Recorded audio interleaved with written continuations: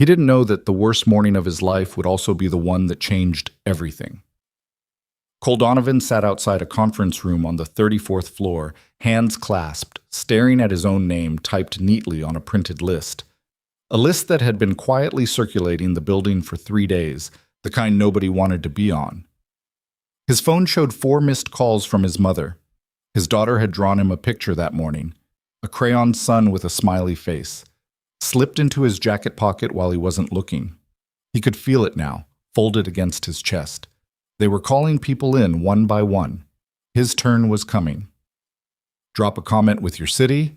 I want to see how far this story travels, and if it moves you, hit like and stay until the end.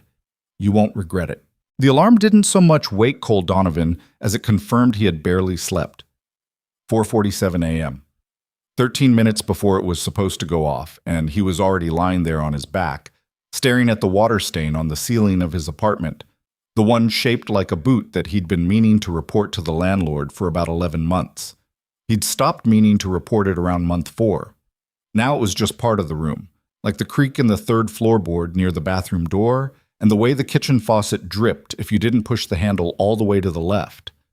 He silenced the alarm before it could ring and sat up slowly, like a man with a lot on his mind who was used to carrying it quietly. The apartment was a 2-bedroom on the east side of the city. East side meaning the part of town where the grocery stores still had bars on the windows, and the bus came every 40 minutes instead of every 15. It wasn't bad. Cole had never described it as bad. It was tight, was all. Tight in the way that a life gets when you're supporting 3 people on one income and trying not to let any of them feel the tightness. He showered in 7 minutes. He'd timed it once, not out of obsession, but out of necessity. The water heater in the building had a temper, and if you pushed past 8 minutes, it turned cold without warning. He'd learned that lesson the hard way on a February morning 2 years ago, and hadn't forgotten it since. In the kitchen, he started the coffee and pulled out a box of cereal and a half-gallon of milk that was technically good until tomorrow, which meant it was probably fine. He stood at the counter eating a bowl in the half-dark, the only light coming from the small fixture above the stove that he never turned off because the bulb in the overhead light had blown out 3 weeks ago and the replacement was still sitting on top of the refrigerator in its packaging. That was how things worked in Cole's life. There was always a gap between the problem and the solution, and in that gap you learned to function. He rinsed the bowl, dried his hands, and walked down the short hall to the door at the far end. He pushed it open slowly, the way he always did. His daughter, Maya, was 7 years old and sleeping with the absolute authority that only children and cats possess. Face down, one leg kicked out from under the blanket, arm draped over a stuffed rabbit named Gerald, whose left ear had been loved into a state of near collapse. The nightlight in the corner threw a soft orange glow across the room, across the drawings taped to the wall above her dresser, across the bookshelf they'd built together on a Saturday afternoon with instructions that were missing page 3. Cole stood in the doorway for a moment, just a moment. Then he pulled the door back to its almost closed position, the way she liked it, and went to get his jacket. His mother lived 12 minutes away, 3 blocks past the hardware store on Crestfield Avenue. Her name was Dora, and she was 61 years old, and 6 months ago she'd had a health scare that the doctors were still not entirely done being concerned about. Her left knee had been replaced 2 winters back. She took 4 medications, 3 of which were covered by her insurance, and 1 of which was not, and that one cost $214 a month, which Cole paid without being asked and without discussing it, because discussing it would make his mother feel like a burden, and that was something he refused to let happen. Before he left the apartment each morning, he stopped at his mother's on the way. He'd swing by, check on her, sometimes leave food he'd made the night before in containers labeled with masking tape and a marker. She always acted surprised, even though he'd been doing it for months. "You don't have to keep doing this," she told him, probably twice a week. "I know," he always said. He parked in front of her building on the morning of this particular Tuesday and took the stairs to the 3rd floor because the elevator had been broken since September. Her door opened before he could knock. She'd heard his car, she said, though he suspected she'd been awake for a while already. "Your eye looks puffy," she said, by way of greeting. "I'm fine." "You didn't sleep." "I slept." Dora Donovan looked at her son the way mothers look at their children when they know everything and are choosing to say only some of it. She was a compact woman, sharp-eyed, with the kind of face that had never needed much makeup and knew it. She stepped back to let him in. "I made extra chili last night," he said, setting a container on her kitchen counter. "It's in there." "Cole, it's nothing, Mom. It's chili." She touched his arm just briefly. "You working late tonight?" "Depends on the schedule. I've got a 6 p.m. pickup. Might run past 9. "You need to sleep." "Everybody needs to sleep." He kissed her forehead and checked that her medications were on the counter where she could see them. "I'll call you around noon." "You don't have to." "I'll call you around noon," he repeated, pulling on his jacket. Cole had been driving for Meridian Group for 3 years. Meridian was the kind of corporation that occupied the kind of building that made you feel small just looking at it from the sidewalk. 40 floors of glass and steel in the financial district, the sort of place where people walked fast and spoke in acronyms, and the coffee machine in the lobby cost more than Cole's rent. He didn't work in the building exactly. He worked for the company's executive transportation division, which meant he spent most of his days in a black Lincoln Navigator, behind the tinted windows, moving people from one part of the city to another. It was not a glamorous job. He was under no illusions about that. But it paid $23.40 an hour plus mileage. It came with health insurance that covered Maya, and on most days nobody bothered him much. He drove. He kept the car clean. He showed up on time every time without exception. In 3 years he had been late exactly twice, once because of a 4-car accident on the bridge that had stopped traffic for 90 minutes, and once because Maya had woken up in the night with a fever of 103, and he'd had to wait for his neighbor, Mrs. Pacheco, to come over before he could leave. He had called dispatch both times before the shift started to let them know. His supervisor, a compact man named Ray Tillman, who smelled faintly of cigarettes and kept a stress ball in his left hand at all times, had told Cole once that he was the most reliable driver in the fleet. "That's not a compliment," Ray had added. "That's a statement of fact. Don't let it go to your head." Cole had not let it go to his head. He mostly kept to himself at work, not in an unfriendly way. He knew the names of every dispatcher, knew which security guard took his coffee with 2 sugars, knew the woman at the parking garage who always seemed to be working the early shift and whose daughter had just gotten into nursing school. He knew people. He just wasn't the type who needed to be the center of a room. His job, on most days, was to be invisible and reliable. 2 qualities that rarely got celebrated but always got noticed, eventually, by the right people. The wrong people noticed them first. The rumors about layoffs had started in January, passed around in the way bad news always moves through large organizations, quietly, sideways, in hallways and elevator rides, and the parking garage at the end of the day. Cole had heard them, same as everyone else. He'd nodded along when coworkers brought it up, offered nothing, kept his face neutral. But alone in the car, driving the empty routes between pickups, he'd done the math. The math was not good. His mother's medication. Maya's after-school program, which he refused to pull her from because she'd finally made 2 real friends there and was finally sleeping through the night without asking for him more than once. The credit card with the balance he'd been chipping away at since the transmission on his personal car had died 18 months ago. The leak under his kitchen sink that he'd fixed himself with a YouTube tutorial and parts from the hardware store, but that needed a professional before it got worse. If he lost this job, he'd calculated, he had 6 weeks before things became genuinely bad. Maybe 8 if he was careful. He'd been careful his whole life, and it hadn't made him immune to anything. But he kept being careful anyway because he didn't know what else to do. He got the Victoria Hale assignment on a Thursday in late October. He'd had high-profile fares before. Executives, occasional minor celebrities, a city councilwoman who'd spent the entire ride on a call and never once acknowledged that he existed. Cole was used to it. He kept the temperature in the car slightly cool because most people in suits ran warm, kept the music off unless asked, kept his eyes on the road and his opinions to himself. He'd heard of Victoria Hale the way most people in the city had, in the way you hear about weather. She was 30 years old, worth somewhere in the neighborhood of $4 billion, depending on which publication you believed, and she'd inherited the core of the Meridian Group from her father before building it into something 3 times the size through what the business press described as a combination of ruthless efficiency and instinctive market positioning. She had a reputation for being precise, demanding, and not particularly interested in small talk. The briefing sheet dispatch gave him said, Ms. Hale, pick up. Meridian Tower, 6 p.m. Destination, Waterfront Gala, Harborview Center. Notes, prefers silence. No personal questions. No music. Cole had read it twice, tucked it into the console, and pulled the navigator up to the Meridian Tower entrance at 5:54. She came out at 6:01, which Cole registered privately as either running slightly behind or testing whether punctuality was actually expected of her. She was not what he'd expected, which he wouldn't have been able to explain except that people rarely were. She was tall, dressed in dark charcoal.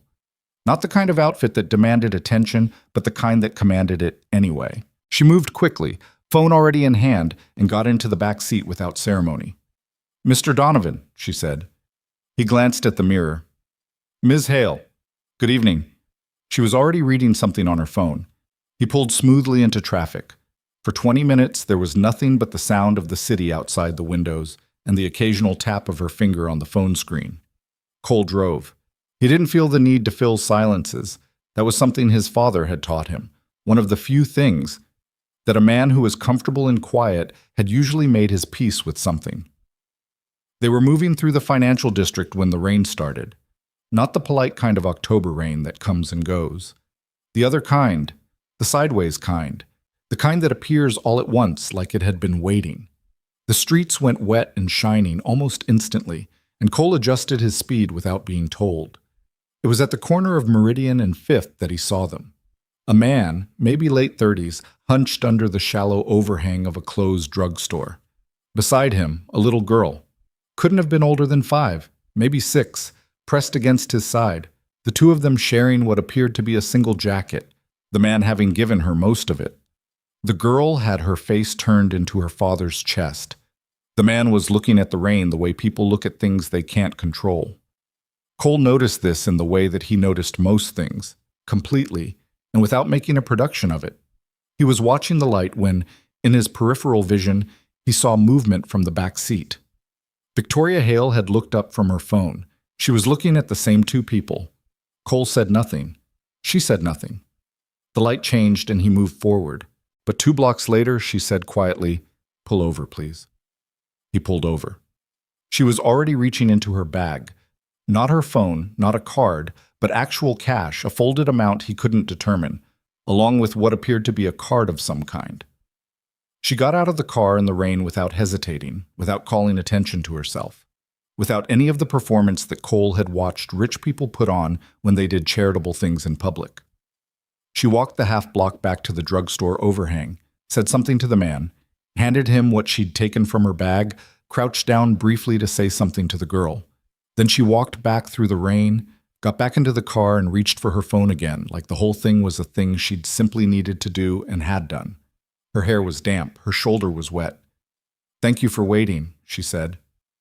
"Of course," Cole said. That was all. He pulled back into traffic, but something had shifted in the car, in some way he couldn't name, not dramatically, not in the way things shift in movies, just slightly, like a window opened somewhere. He dropped her at the Harborview Center at 6:47, held the door as she got out. "Good night, Mr. Donovan," she said. "Good night, Miss Hale. Stay dry." She almost smiled at that. He caught it in the split second before she turned, and then she was moving toward the entrance, and he was pulling the navigator back into the evening traffic, and that was that. He sat in the car in the staging area for a few minutes before his next pickup, the rain drumming on the roof. He thought about the man under the overhang. He thought about the little girl with her face pressed into her father's side. He thought about Maya at home, and the crayon drawings on the wall, and Gerald the rabbit with the destroyed ear, and whether the milk in the fridge was actually fine or whether he'd been optimistic about that. He pulled out his phone and texted his neighbor.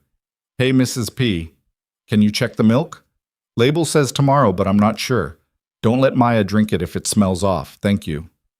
A minute later, "Already on it. She's fine. Eat something tonight, Cole."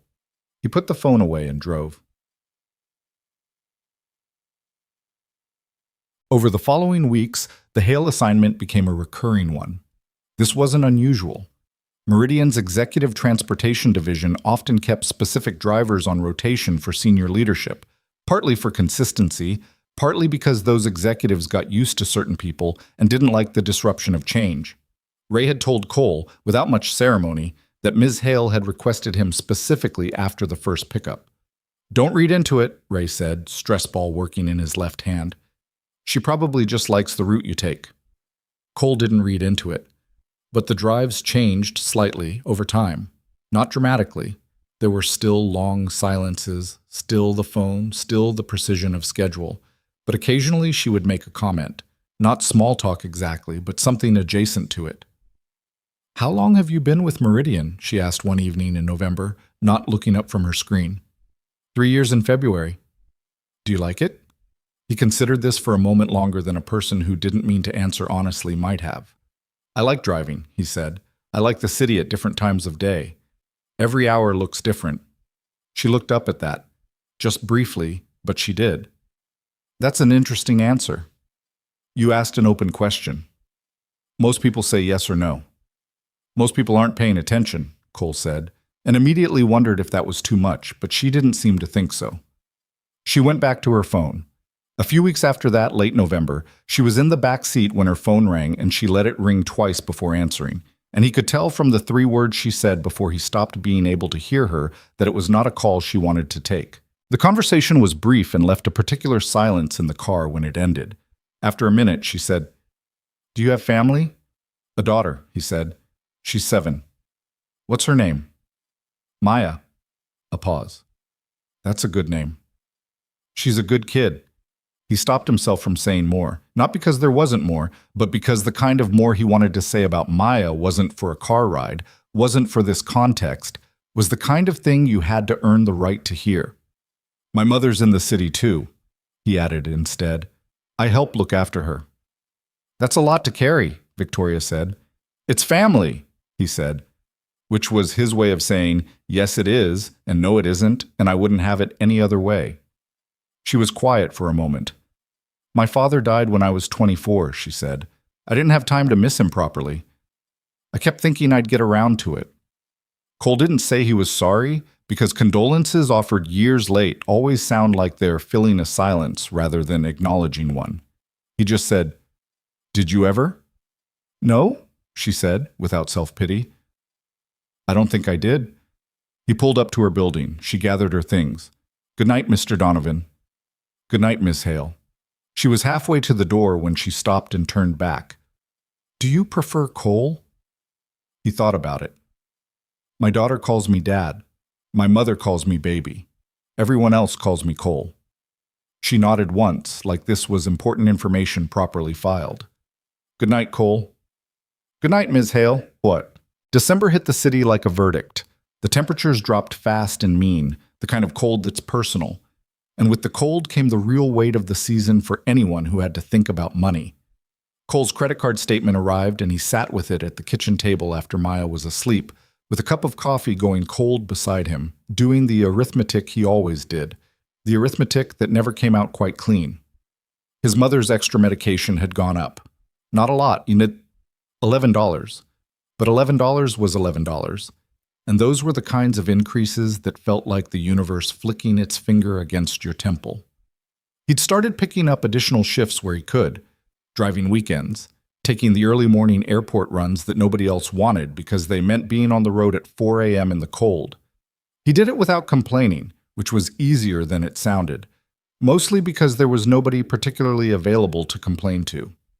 Mrs. Pacheco across the hall knew things were tight, could tell, but she was also 67 and on a fixed income herself, and the last thing Cole wanted was for her to feel like she needed to help. She helped anyway, in the form of extra casseroles she claimed she'd made too much of, and he let her because denying someone the ability to be generous was its own kind of rudeness. One Saturday morning he took Maya to the park near the community center, the one with the old metal swings that were cold through your gloves in December, but that Maya loved because she'd decided she was going to learn to go high enough to touch the clouds, a goal she pursued with the earnest dedication of someone who had not yet learned that most goals take longer than you expect. He pushed her, and she pumped her legs, and the sky above them was the particular silver gray of early December, and his breath made small clouds. "Higher, Dad." "I'm pushing as hard as I can." "Push harder." "I'm 45% of what I used to be in my prime pushing years." She turned to look at him, which meant she stopped pumping and the swing began to slow. "You're 32, Dad." "Ancient," he said. "You're weird," she said with the matter-of-fact affection that kids have for parents they find embarrassing and love completely. He pushed her higher. He didn't tell her about the layoff rumors. She was 7, and her job was to learn to touch clouds, not to worry about things a grown man was supposed to handle. That was the deal he'd made with himself the day she was born, or more accurately, the day her mother left. The day he'd looked at this tiny person and understood that whatever else happened, she was going to feel safe. Even if he had to manufacture that safety out of nothing, even if it cost him something, it had cost him things, it was still costing him. He pushed her higher. It was in December, also, that he did the thing on Crestfield Avenue. He wouldn't have described it as a thing at all, which was partly why it mattered. He'd been walking from his mother's building to where he'd parked the car when he noticed the old man, 70s maybe, with a grocery bag that had given up on one handle and was listing badly to the side. The sidewalk was salted but still slick in patches, and the man was moving carefully, the way people move when they're not entirely sure of their footing and are too proud to show it. Cole fell into step beside him without planning to. "Can I give you a hand with that?" The man looked at him sideways, the particular look of someone who's lived long enough to be suspicious of strangers offering help. "I'm fine." "I know, your bag's not, though." The man looked at the bag, which had now surrendered most of its structural integrity. A can of soup was making a break for it. Cole caught the can. "That's tomato," the old man said, like this was relevant information. "I like tomato," Cole said. He ended up walking the man 2 blocks to his apartment building and carrying the bag up to the second floor, where a woman who was probably the man's daughter opened the door and looked at Cole with the expression of someone who'd been told many times not to make things difficult for people. "Dad?" she said. "The bag broke," the old man said with dignity. "I'm Cole," Cole said. "I just live nearby." He handed over the bag, said goodbye, walked back to his car. He thought about it for approximately 30 seconds before his mind moved on to the list of things he needed to do that day. He didn't know that the man's daughter had mentioned the incident to a woman she worked with, who had mentioned it to someone else. He didn't know that Victoria Hale, in the course of reading a note about him that had been passed up through 3 layers of Meridian employees, had quietly filed it away in whatever part of her mind she kept things that mattered. He didn't know any of that. He was just a man who'd caught a can of tomato soup on a cold afternoon and thought nothing of it. January came. The rumors calcified into something more concrete, a word specifically that started showing up in company emails framed in careful corporate language: restructuring, which everyone understood to mean the same thing that word always meant. Cole had a conversation with Ray in the parking garage that he hadn't been planning to have. "You hear anything?" Cole asked. Ray worked the stress ball. "I hear a lot of things." "Anything specific to transportation?" Ray paused long enough to be its own kind of answer. "Transportation runs lean already, but lean doesn't mean exempt." He looked at Cole, and there was something in his expression. Not pity. Ray Tillman was not a man who did pity, but something adjacent to concern. "You got people depending on you." "Yeah." "That's not nothing." "No," Cole agreed. "It's not." Ray walked away and Cole stood in the cold garage and looked at his car and did the math again, in his head, the math that never came out clean. 6 weeks, maybe 8. He called his mother at noon like he'd said. "How are you?" she asked. "Fine," he said. "You don't sound fine." "I'm fine, Mom." She was quiet for a moment, then she said, "You know what your father used to say?" Cole waited, because he'd heard this before, and he'd hear it again, and it was always worth hearing. He used to say the only way to carry something heavy is to keep moving, because the moment you stop, you feel the weight. Cole sat in his car in the parking garage.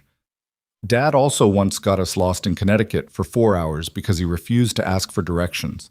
His mother laughed. It was a good sound, warm and surprised, and he held on to it for a second before he said he had to get back to work. On the last Friday in January, he was walking through the lobby of Meridian Tower after dropping off a document package for dispatch, something he sometimes did when his route passed nearby, when he heard his name. He turned. It was a woman from HR, whose name he knew was Patricia Owens, who'd been with the company for a long time and had the particular look of someone who had sat through many difficult conversations and delivered many pieces of news and had developed, as a result, a very careful face. "Cole," she said. "Got a second?" "Sure." She handed him a sealed envelope. "You'll be receiving this officially on Monday, but I wanted—" She paused, adjusted something. "Just read it over the weekend, okay?" He looked at the envelope. "Patricia," he said, "just tell me." She held his gaze for a moment. "Read the letter," she said, and then she walked away. He took the elevator down to the parking level and sat in the navigator in the dark and held the envelope. He didn't open it. Not right there. He drove to his mother's first. He stayed for 40 minutes, ate some of the chili he'd brought the week before that she hadn't finished, listened to her tell a story about her neighbor's new cat, felt some part of him settle the way it only settled in her kitchen. He drove home. He put Maya to bed. He read her 2 chapters of the book they were working through, about a girl and her horse, which Maya had decided was the most important book ever written. Then he sat at the kitchen table. He opened the envelope. He read the letter twice. Then he put it down and looked at the water stain on the far wall that he could see from where he was sitting, the one shaped like a boot. And he breathed. Monday was coming. Whatever it was going to be, it was coming. He folded the letter, set it beside the cold coffee, and went to bed. He slept, as it turned out, better than he had in weeks. Not because he wasn't scared. He was. But because there was nothing left to anticipate. The thing was already in motion. He'd carry it the only way his father said you could. He kept moving. Monday came the way Mondays always do, without asking permission and without apology. Cole was up at 4:47 again, not by the alarm but by whatever internal clock had decided that worry was a reasonable substitute for sleep. He showered in 7 minutes. He made coffee. He stood at the kitchen counter in the half-dark and looked at the letter still sitting on the table where he'd left it Friday night, slightly askew, like it had been shifting in its sleep. He picked it up and read it one more time, not because he needed to, but because he wanted to make sure he'd understood it correctly the first 2 times. He had. The letter didn't say he was fired. It didn't say he was safe either. What it said, in the careful language of corporate HR, was that he had been identified as an employee whose file would be reviewed during the upcoming restructuring assessment, and that he should report to a meeting on the 34th floor at 10 a.m. on Monday, February 3rd. That was today. He put the letter in his jacket pocket beside the folded crayon drawing Maya had given him last Thursday. A sun with a face, and underneath it, in her handwriting that was still working out the relationship between letters and the lines they were supposed to stay on, "My dad, the best." He drove to his mother's first. She was already up, standing at her stove in her bathrobe, making oatmeal she probably wasn't going to finish. She looked at him when he came in, and she read his face the way she'd always been able to read his face, since he was 6 years old and trying to pretend he hadn't broken the ceramic dog her mother had left her. "The meeting's today," she said. Not a question. 10 o'clock. She turned back to the stove. "Sit down. I don't have time to—" "Cole?" He sat down. She put a bowl in front of him, oatmeal with a little brown sugar, and she sat across from him with her own cup of coffee, and they ate in a comfortable silence for a few minutes. Outside, the city was just beginning to make its morning sounds. A truck somewhere, a door closing, the distant complaint of a bus on the main road. "I'm not going to tell you it'll be fine," his mother said, stirring her coffee. He looked up. "Good. Because I don't know that it will be. Neither do you." She set the spoon down. "What I know is that you've done your job for 3 years, and you've done it right. Whatever happens in that room, it's not about what you did or didn't do. You understand?" "Yes." "I don't think you do, so I'll say it again." She leaned forward slightly.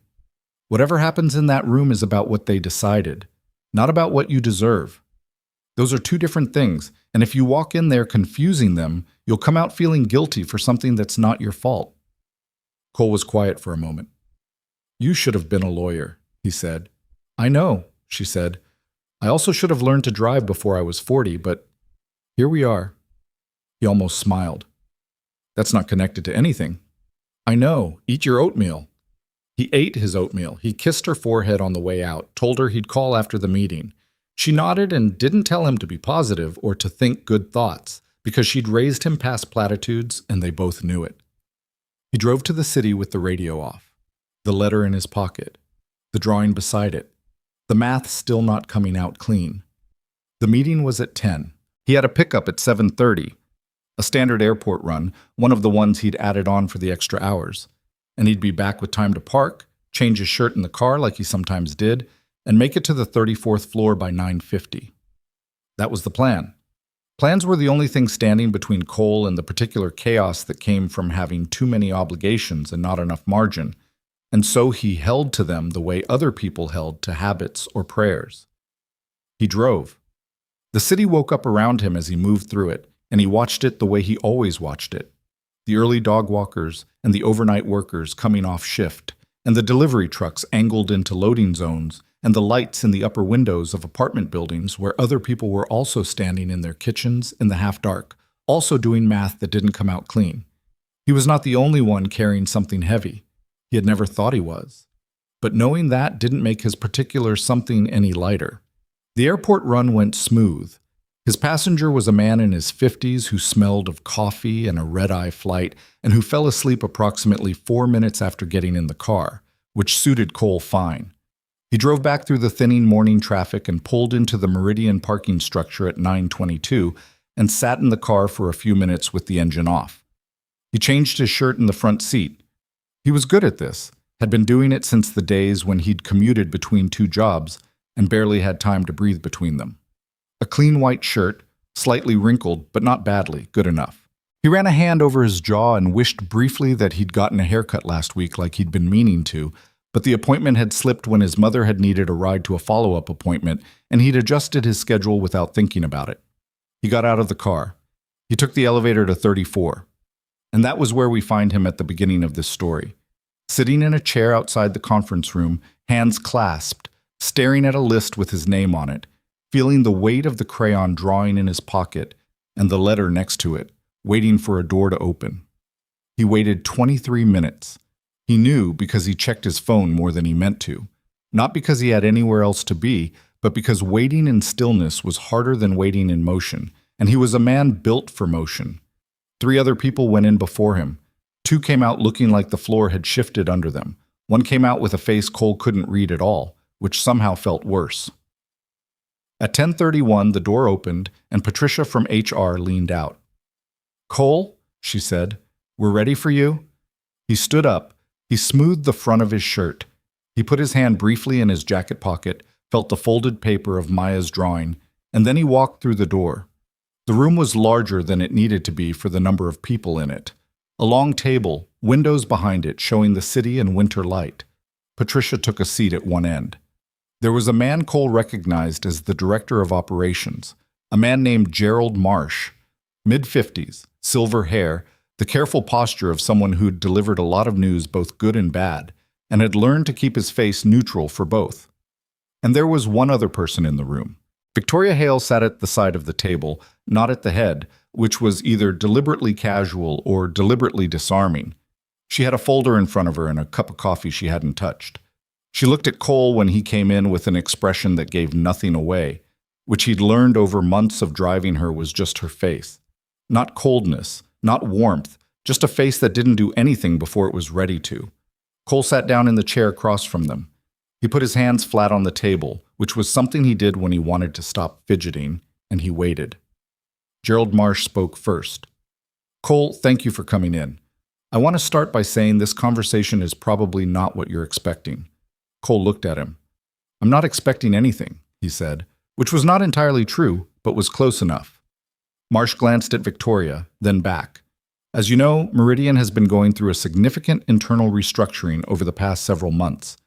And part of what that means is that we've been taking a hard look not just at our numbers, but at our people. Specifically, at what our people are actually like." Cole waited. In the course of that process, Marsh continued, your name came up, repeatedly, and not from one source. He opened a folder.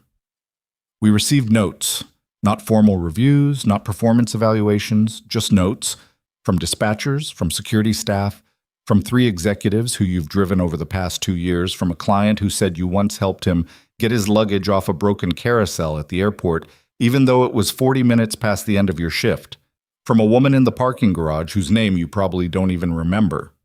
Cole thought for a second. Mirabelle, he said. Her daughter got into nursing school. Marsh blinked. Yes, Mirabelle Santos. She wrote 3 paragraphs. He set the folder down. The point isn't the individual instances, Cole. The point is the pattern. Because a pattern like this, sustained over 3 years, without any apparent motivation to perform for the cameras, that's not customer service. That's character. The room was quiet for a moment. Cole looked at Victoria, and she was already looking at him, and her expression had shifted by some very small and careful degree that he registered without knowing what to do with. I also shared some things, she said. Not apologetically, not with fanfare, just as a statement of fact. Things I'd observed. I hope that's all right? What things? Cole asked. The way you handled the delay on the Harborview night when the road was closed and you rewrote it without being asked and got there on time anyway. The way you talk about your daughter. She paused. The way you never talked about the things you did for people, not once in all the conversations we had. I had to find out about most of them from other people. Cole felt something move in his chest that he didn't have a name for. Not pride exactly, something more uncomfortable than pride. The feeling of being seen when you thought you'd been invisible. I wasn't trying to be, he started. I know, she said. That's the point. Gerald Marsh cleared his throat. Cole, the reason you're here isn't about a layoff. He folded his hands. We want to offer you a new position. The silence that followed was the kind that needed a moment before anyone broke it. A new position, Cole repeated. We're building an employee relations division, formal, structured, with real resources and a mandate that comes from the top floor. It's something that's been needed at this company for a long time and hasn't existed in any meaningful way. We want someone to lead it. Marsh looked at him steadily. We want you. Cole sat very still. Outside the windows, the city continued its business without any awareness that something was happening in this particular room on the 34th floor that might matter to a handful of people quite a lot. That was the thing about the city. It didn't pause for anything. You had to process things inside of it, in motion, just like everything else. I drive cars for a living, Cole said. You do, Marsh agreed, and you do it very well. But that's not primarily what this decision is about. He glanced at his notes. The formal role would involve oversight of employee support programs, grievance resolution, connecting staff to resources, benefits navigation, emergency support funds, that kind of infrastructure. Essentially building the kind of workplace where people feel like they exist to the people above them. Skills for the administrative side of it can be trained, Victoria said. What can't be trained is the instinct to actually give a damn. You have that. Cole looked at the table for a moment. Then back up. What would it pay? He asked. Not because money was the whole of it, but because he was a man with a mother who had a medication that cost $214 a month and a daughter who deserved better than optimism about whether the milk was still good. Marsh named a number. Cole kept his face where it was, which cost him something. The number was $22,000 more per year than he was currently making. It came with full family benefits, a 401k match, and what Marsh described as meaningful room for growth, which in Cole's experience was sometimes real and sometimes a phrase people said when they didn't want to make specific promises. But the base figure alone was enough to make the math, for the first time in recent memory, come close to something clean. I'd need some time, Cole said. Of course, Marsh said, and I have questions about what the role actually looks like, what authority it has, whether it's a real thing or a PR thing. He said this directly, without softening it, because he'd been around long enough to know that a title without power was just a costume. Because if it's a PR thing, I'm not the right person for it, and we'd both be wasting our time. There was a brief silence. Then Victoria Hale did something he'd only seen her do twice in months of rides together. She smiled. Not the managed, public-facing version she deployed in lobbies and conference rooms. A small, real one, quick as weather. "It's a real thing," she said. "I'll make sure of it personally." Cole looked at her for a moment. In 4 months of driving her through the city in the dark and the rain and the early mornings, he'd built up a reasonable sense of when she meant something and when she was performing meaning. He believed her now. "Okay," he said. "I'll need a week." "Take 2, Marsh said. Cole stood. They shook hands. Marsh, then Patricia, who looked like she was relieved that this particular meeting had gone the way it had. Then Victoria, whose handshake was firm and brief and businesslike. The same way everything about her was businesslike, except for the moments when it wasn't. "Thank you," he said, to the room in general. "Don't thank us yet," Victoria said. It's going to be hard work."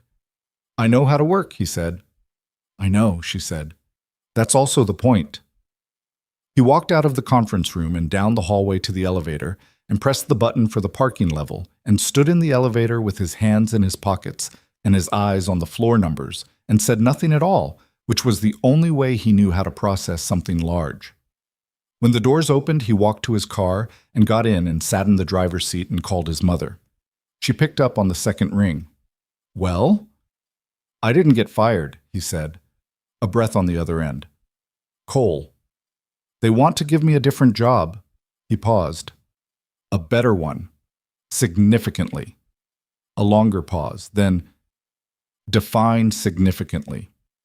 He told her the number. He had never in his adult life heard his mother make the sound she made then. Short, involuntary, immediately covered. The sound of a woman who had been quietly worried for months and had just set something down. "Baby," she said. "Don't call me baby," he said. "Cole," she said with emphasis, and he could hear that she was smiling. "Tell me everything." He told her. He sat in the parking garage on the phone with his mother for 23 minutes, and she asked questions, real questions, the kind that showed she was thinking and not just reacting. And at one point she said, "This Victoria Hale, she's the one you drive?" And he said yes, and she was quiet for a second, and then she said, "She saw you." Cole was quiet. "Some people get seen," his mother said, "and some people don't. And the difference isn't always about what they deserve." "I know."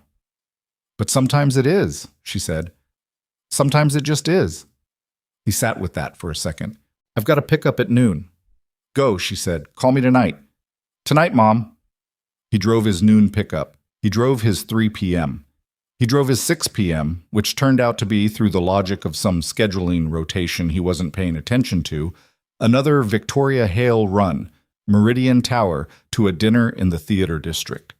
She got in the car without ceremony, the same as always, looked at her phone. Cole pulled into traffic. For about 6 minutes, nothing. Then, "You'll want to take 8th instead of 7th tonight. There's construction at the intersection." He'd already known about the construction. He'd already been planning on 8th. "Already on it," he said. "Of course you were." Another minute passed. "How are you feeling about the offer?" she asked, not looking up. "Thinking about it," he said. What's there to think about?" He considered this. Whether I'm the right person for it. Whether I know enough. Whether the people I'd be working with would take me seriously coming from transportation. He glanced in the rear view. Whether it's actually going to be a real thing, or whether I'm going to spend 6 months building something and then watch it get defunded in the next restructuring. "Those are reasonable concerns," she said. "I know." The last one specifically. She set her phone down in her lap, which was unusual, which meant she was actually paying attention. "That's on me. My word, specifically. If that's the thing holding you back, I'm telling you directly, it won't be defunded. Not while I'm here." He looked at her in the mirror. "Why does it matter to you that I take this job?" She was quiet for a moment, and he could tell she was deciding how honest to be, which was its own kind of honesty. "Because I've been running this company for 6 years, she said, "and I've gotten very good at identifying what's missing from it. And what's been missing from it for a long time is exactly what you do without thinking." A pause. "People in this company are good at their jobs. Most of them. But a lot of them don't feel like they exist to each other, let alone to the leadership. And when people feel invisible, they stop caring. And when they stop caring, eventually you feel it in every number. She picked her phone back up. That's the business case. You asked. I did, he said. There's also a non-business case, she said, quieter now. But that one's harder to put in a memo. He didn't ask what it was. She didn't offer it. They rode the rest of the way to the theater district with the comfortable, particular silence they'd developed over months, the kind that didn't need to be filled. He dropped her at the restaurant entrance and held the door, and she got out and looked back at him. Think about it seriously, Cole. I always think about things seriously, he said. I know. I'm saying don't think yourself out of it. She went inside. He drove. He thought about it seriously. He did not think himself out of it. The week that followed was strange in the way that weeks are strange when everything on the surface looks the same, but something underneath has shifted. He still drove his routes, still picked up his fares, still stopped at his mother's in the mornings, still came home to Maya's drawings and Gerald the rabbit and the faucet that needed a real plumber. But there was a different quality to the air around him, something unsettled and unsettling in the way that change always is before it becomes real. He told 3 people about the offer. His mother, who was the first, Mrs. Pacheco across the hall, who cried immediately and then pretended she had something in her eye, and Ray Tillman, his supervisor, who received the news with the same expression he received most news, this measured, steady, the stress ball working. You gonna take it? Ray asked. Yeah, Cole said. I think I am. Ray nodded slowly. Transportation's losing a good driver. I know, I'm sorry about that. Don't be sorry. Be better at the new job than you were at this one. He looked at Cole, which, given that you were the best driver I've had in 12 years, is a fairly high bar. Cole said, I thought you said that wasn't a compliment. It wasn't, Ray said. It still isn't. He put the stress ball in his pocket for a moment, which was the closest thing to a ceremonial gesture Cole had ever seen from him. You're a good man, Cole. I mean that in the specific, not the general. Cole shook his hand. Maya, he told last. Or rather, he told her in the way you tell a 7-year-old important things, embedded in normalcy, on a Tuesday evening after dinner when she was sitting at the kitchen table doing her homework and he was washing the dishes. Hey, Bug, I'm going to be starting a new job in a few weeks. She looked up from her worksheet. At the same place? Yeah, same building, different job. I'll be in an office instead of driving. She considered this with the seriousness she brought to most information. Will you like it? I think so. It's going to take some getting used to. But you'll still come home for dinner? Same as always, he said. She went back to her worksheet. Okay, she said. Then, without looking up, Dad, can I ask you something? Always. Why does Ms. McAllister's worksheet say use complete sentences, but then the example only uses one word? He dried his hands and came to look at the worksheet. She was right. It was poorly designed, the kind of contradiction that only kids notice because they're paying actual attention to what they're being told. That's a good catch, he said. I know, she said. So which rule do I follow? Use complete sentences. When the instructions contradict the example, go with the instructions. Why? Because that's what the person actually wants. The example was just laziness.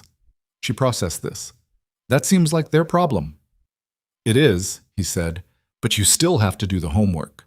She sighed, the deep, full-body sigh of a child encountering the fundamental injustice of the world. Then she picked up her pencil and started writing complete sentences. Cole went back to the dishes. That night, after she was asleep, he sat at the kitchen table and wrote a list on the back of an envelope. Not a pro/con list, he'd already decided. Just a list of what he needed to do before he started, what he needed to learn, who he needed to talk to, questions he needed answered. He wrote for about 20 minutes, and then he put the pen down and looked at what he'd written and thought that it looked like the beginning of something. It was not a feeling he was entirely comfortable with. He was a man who had spent 3 years being excellent at something that kept him invisible, and there was a particular safety in that. You couldn't be accused of overreaching if you weren't reaching. You couldn't disappoint people if you'd set their expectations at exactly the level of what you always did. Stepping into a room where people would be looking at him, not at his driving record or his pickup times, but at him, his judgment, his decisions, was different. And different, in Cole Donovan's experience, was always a thing you moved toward carefully, with your hands where you could see them. He kept the list. He bought a notebook the next day, a plain black one from the dollar section at the pharmacy, and started writing down everything he noticed about the way the company worked, the gaps he'd seen from behind the wheel, the frustrations he'd heard in conversations he wasn't supposed to be listening to, but heard anyway because drivers are functionally invisible. A dispatcher who'd been trying to get a broken locker in the staff room replaced for 4 months and kept being told to submit a request that went nowhere. A woman in payroll who'd been misclassified in the benefits system for a year and nobody had helped her fix it. Small things. The kind of things that weren't dramatic enough to rise to anyone's attention, but that accumulated over time into a feeling, the feeling that you didn't quite matter to the place you spent most of your waking hours. He wrote them all down, not as complaints, but as evidence of what was possible. What a real employee relations division could actually do, if it had the authority and the will. He was building something in his head before the job even started. 2 Saturdays before he was supposed to officially transition, he took Maya to the park again. The metal swings, the silver-gray sky that had been the color of February in this city for as long as he could remember. She was still trying to touch the clouds. She was getting closer. He pushed her and she pumped her legs, and the swing rose, and at the top of its arc, she let out a sound. Not a scream, not a laugh exactly, something between the two, the sound of a body briefly airborne and not afraid of it. "Did I touch one?" she called back. "Pretty close," he said. "Next time," she said, with absolute certainty. "Next time," he agreed. He stood behind her and watched her fly up and come back and fly up again. And he thought about the meeting on the 34th floor, and about his mother in her kitchen with her coffee, and about Ray Tillman and his stress ball, and about a woman standing in the rain outside a drugstore, doing a quiet thing for a stranger without any audience to notice. He thought about the man who'd been standing under that overhang, the little girl with her face pressed into her father's side. He wondered where they were now. He had no way of knowing that he'd find out, eventually, that the answer, when it came, would arrive in the last place he expected, on a rainy night that felt like the beginning of something he didn't have a name for yet. But that was still ahead of him. Right now there was just the park, and the cold, and Maya's voice calling down from the top of the arc. "Higher, Dad! Push me higher!" He pushed her higher. The first day in the new office, Cole showed up 12 minutes early and stood in front of a door that had his name on it in a temporary plastic placard, the kind that slides into a metal holder and can be swapped out easily, which he noticed and chose not to read into, and felt, briefly, like a man wearing someone else's coat. The office was on the 22nd floor, which was neither the executive level nor the basement, which he figured was probably right. It had a window that looked out over the west side of the building, a desk that someone had wiped down recently enough that he could still smell the cleaning solution, a computer that had been set up but not personalized, and 2 chairs across from the desk for people who came to talk to him. That was it. No art on the walls, no plants, nothing that said anyone in particular worked here. He set his black notebook on the desk. He hung his jacket on the hook behind the door. He sat down in the chair and looked at the blank screen and thought, with a practicality that was very much his own. Okay, so what do I actually do first? The answer, as it turned out, was not what he expected. He'd assumed there'd be some kind of formal onboarding, materials, a meeting with HR, someone to walk him through the infrastructure. What there actually was, on his first morning, was a knock at the door at 9:15 from a woman named Denise Farrow, who was 53, had been in payroll for 11 years, and had a look on her face that said she'd been sent by someone on a mission she wasn't entirely sure about. "Are you the new employee relations person?" she asked. "Cole Donovan," he said. "Yeah." She looked at him for a second. "You used to drive. I've seen you in the lobby." "That's right." She seemed to be deciding something. Then she came in, sat down in one of the 2 chairs, put her hands in her lap, and said, "I have a situation." "Tell me," he said. She told him. It was the benefits misclassification he'd written in his notebook 3 weeks ago. Her specifically, as it turned out, though he didn't mention that. She'd been paying into the wrong healthcare tier for 14 months because someone in HR had entered a code incorrectly when she'd been promoted, And every time she'd tried to get it fixed, she'd been redirected to a form, and the form had gone to a queue, and the queue had apparently led somewhere without a bottom. She had paid, over 14 months, $1,847 in excess premiums. Has anyone acknowledged that it was their error? Cole asked. They acknowledged the error, she said. They just haven't fixed it. Who's the last person you spoke to about it? A woman named Sandra in Benefits Administration. She said there's a correction process that takes 60 days. How long ago did Sandra tell you that? Denise looked at him with the patience of someone who has told this story many times. 93 days ago. Cole wrote this down. Not because he needed to. He'd remember.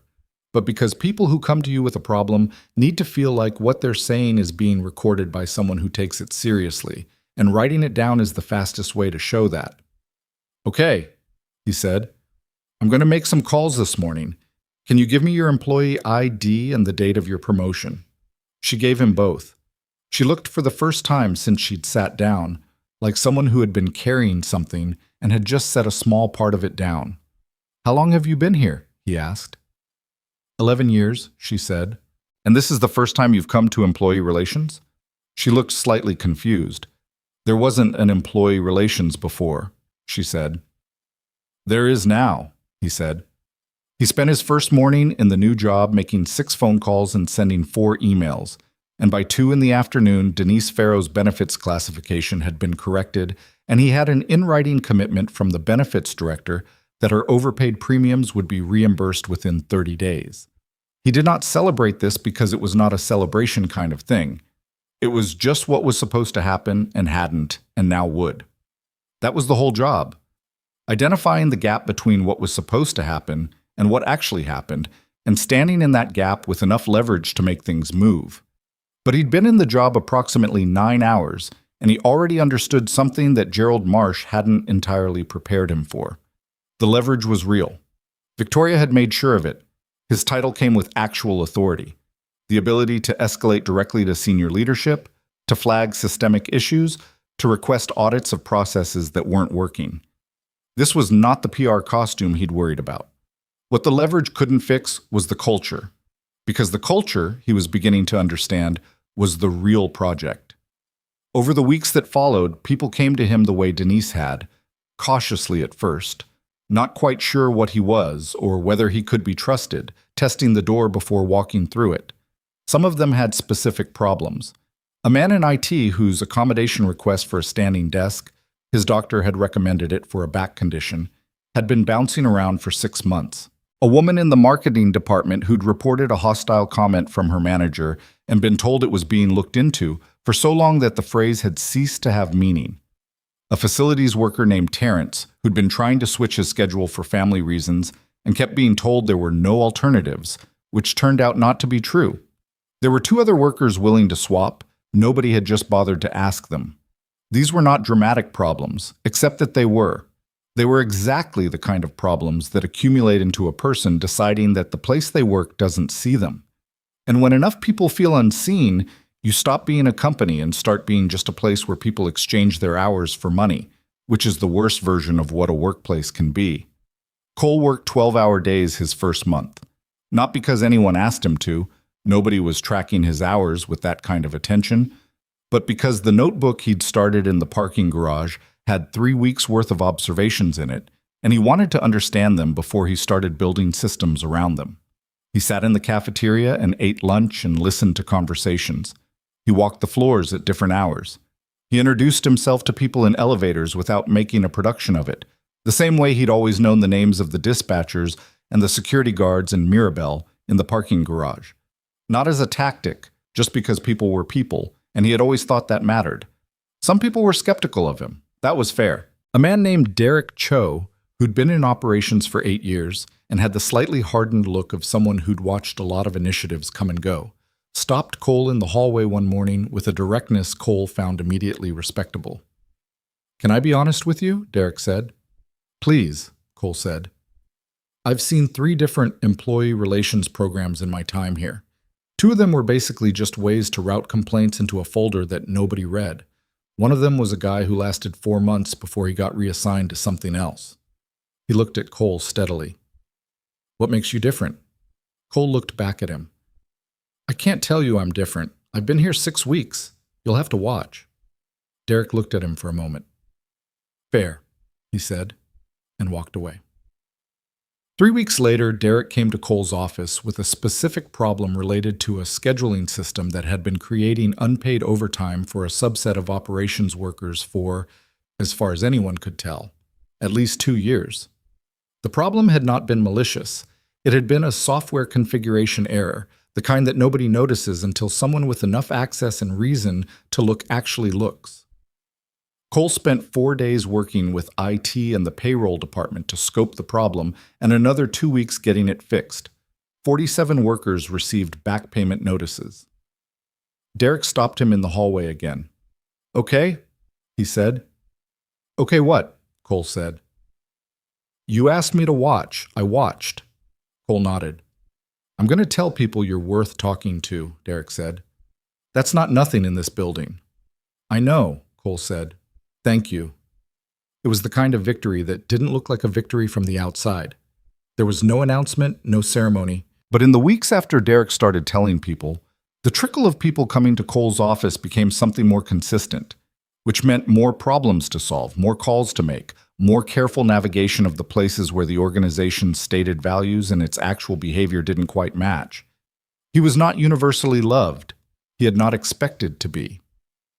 There was a vice president in operations, a man named Stuart Wells, mid-40s, who had a corner office on 31 and a management style that several people had described to Cole using the same word, pressure, who made no secret of the fact that he considered Cole's department a nuisance. Wells had twice attempted to have escalations routed through him before going to senior leadership, which would have effectively kneecapped Cole's ability to move anything quickly. Cole had pushed back both times, politely, in writing, copying Gerald Marsh. The second time, Wells had called him directly. I want to talk about your escalation chain, Wells said. Sure, Cole said. What about it? You bypassed me on the Faro situation and the overtime issue. I oversee the departments those employees work in. I should be in the loop. Cole had thought about this carefully before the call, because he'd known it was coming. You're right that you oversee those departments, he said. But if I'm routing complaints about department management back through department management, I'm not actually providing an independent resource. I'm just adding a step. A pause. Are you implying there's a management problem in my division? I'm saying that the overtime issue was a software configuration error, not a management problem. And I'm saying that the function of this office requires a certain independence or it doesn't function at all. He kept his voice neutral. This was not a fight he wanted, but it was one he was prepared to have. I'm not trying to go around you, Stuart, but I can't go through you. Those are different things. Another pause. Longer. I'm going to raise this with Gerald. That's your right, Cole said. I've already documented my position in writing, if that's helpful for the conversation. Wells hung up. Cole sat in his office and looked at the window for a moment, then picked up his notebook and wrote down the date and the summary of the conversation, because documentation was not paranoia. It was just sense. Gerald Marsh called him the next day. Stuart Wells has concerns about your escalation process, Marsh said. I know, Cole said. I've got documentation of both situations if you'd like to review. I've already reviewed them. A beat. You did it correctly. I wanted you to know that. Does Wells know that? He will. Another beat. Cole, there are going to be people in this building who see your department as a threat. You need to understand that. I understand it, Cole said. And I'm going to keep doing my job correctly, with documentation. He paused. Is that a problem? Marsh was quiet for a second. No, he said, and there was something in his voice that sounded like respect trying not to show its hand. That's not a problem at all. Cole hung up and went back to his notebook. He wasn't building anything dramatic. He kept having to remind himself of that. The work was slow and specific and often unglamorous. A form fixed here. A policy clarified there. A conversation mediated between a supervisor and a subordinate who both had legitimate grievances and had stopped speaking directly to each other. He sometimes sat in meetings where senior leadership talked about culture and engagement. And he had to work to keep his face where he wanted it, because he knew, in a way that was hard to articulate politely, that most of what they were discussing was downstream of smaller things they hadn't addressed yet. He raised those smaller things, methodically, in writing, with evidence. Some of them got addressed, some of them got noted and shelved, and he'd have to come back to them later. That was the work. That was what the work actually was. Not a moment of transformation, but a long series of small corrections, each one insufficient on its own, all of them adding up to something that moved too slowly to see in real time. It was, he thought sometimes, not unlike driving. You didn't feel the distance while you were covering it. You just kept your eyes on the road and made the turns correctly, and eventually you were somewhere different from where you'd started. His mother had a rough spell in March. The medication, the one that cost $214 a month, stopped being covered at its previous rate when her supplemental insurance did a mid-year adjustment of its formulary, which was a sentence that made no sense to Cole the first time he heard it, and not much more the second time. What it meant, practically, was that her out-of-pocket cost for that specific drug went from $214 to $389 starting April 1st. He found out on a Thursday evening when she called him, and she spent the first 4 minutes of the phone call telling him she didn't want him to worry about it, which was her way of telling him it was serious. "I'll figure it out," she said. "I know you will," he said, "because I'm going to help you." "Cole, Mom, stop." He was at his kitchen table, Maya already in bed, his notebook open to a page of work notes he'd been reviewing. He pushed it aside. "What's the name of the drug?" She told him. He spent 2 hours that night on the phone and online, moving through a landscape of patient assistance programs, manufacturer discount programs, insurance appeals processes, and generic alternatives that might or might not be therapeutically equivalent. He took notes on a separate piece of paper. He called a pharmacist he'd talked to before, a man named Ed at the pharmacy 2 blocks from his mother's building, who he'd gotten to know over a year of picking up her prescriptions, and Ed walked him through 2 options he hadn't found on his own. By 11 o'clock, he had a path forward that wasn't perfect. It involved a manufacturer assistance program that required documentation and had a 6 to 8 week processing time. But it was a path. He'd cover the difference out of pocket in the interim, which was more manageable now than it would have been 3 months ago, which was one of the things the new salary meant in practical terms. He called his mother back. "Here's what we're going to do," he said, and told her. She was quiet for a moment. Then, "You didn't sleep last night, did you?" "I slept fine." "Cole." "I went to bed at 11:30. That's practically early for me." "You were on the phone until 11. How do you know that?" "Because you called me at 11:15 and told me what you found. It's a mother's prerogative to do basic math." She paused. "Are you okay?" "Genuinely." He thought about the question because she'd asked it genuinely and deserved a genuine answer. "I'm tired," he said. Yeah, I'm tired. The job it's a lot. I keep finding things that should have been fixed years ago and weren't, and I fix them, and then I find more things." "That sounds like a permanent job," she said. "That's what I'm afraid of," he said, but he said it without complaint. "I just want to make sure I'm doing it right, that I'm actually helping people and not just moving paper around." "Are you helping people?" He thought about Denise Farrow, about the 47 workers who'd received back payment notices, about Terrence in facilities who'd finally gotten his schedule changed and had stopped Cole in the hallway 2 weeks later just to say thank you, which had caught Cole slightly off guard in the way genuine gratitude always does. "Yeah," he said. "I think I am." "Then you're doing it right," she said. "The exhaustion is just the price of doing something that matters." He said goodnight. He sat at the table for another few minutes in the quiet of the apartment, the only sound the faucet dripping its familiar drip, and he thought about that, the price of doing something that matters. He'd been paying it his whole life in one form or another, and he'd never once considered not paying it, which he supposed meant something about him, though he couldn't have said exactly what. He made a note to call the plumber about the faucet. He'd been meaning to for 3 months. He forgot about it again by morning, because the morning had other things. It was in April that Victoria asked him for a progress report. Not in an email. She stopped by his office, which in itself felt like a statement, because senior leadership generally did not come to the 22nd floor unless there was a specific reason. She knocked on the open door and looked around the office, which now had a plant in the corner, a small one, some kind of succulent that Maya had picked out at a grocery store and declared was his office pet, and 3 framed drawings on the wall that were also Maya's, because Cole figured if he was going to spend most of his waking hours in a room, he might as well put things in it that reminded him what the hours were for. Victoria looked at the drawings. "Your daughter?" she said. "Maya," he said. "She's very confident about her proportions." "She should be," Victoria said, looking at a drawing of a cat that was mostly a circle with triangles. She sat down in one of the chairs across from his desk. "Tell me how it's going." He told her.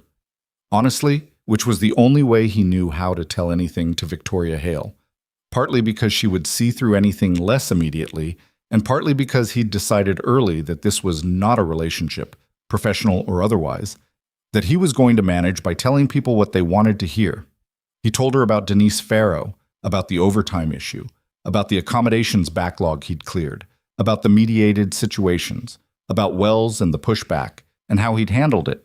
He told her about the things he hadn't been able to fix yet, a systemic problem with how shift change requests were processed in facilities that required a policy rewrite he was still fighting for, and a broader issue with how the company's stated anti-retaliation policies were communicated, which on paper was fine and in practice was nearly invisible. She listened without interrupting, which was something she did when she was actually listening as opposed to waiting for her turn to speak. The distinction was real, and he'd learned to recognize it. "The retaliation communication problem," she said when he finished. "How would you fix it?" "Mandatory onboarding component, plus an annual reminder that isn't a wall of text in an email nobody reads. Something specific. What to do, who to call, what happens if you do. Concrete." He paused. "And I'd want the employee relations number in the staff kitchen and the bathroom. Anywhere people actually are." She raised an eyebrow. "The bathroom." "People make decisions in private," he said. "If you want to reach people who are scared to be seen making a certain decision, you put the information somewhere private." She was quiet for a second. "I'll approve that." "There's also the Wells situation," he said.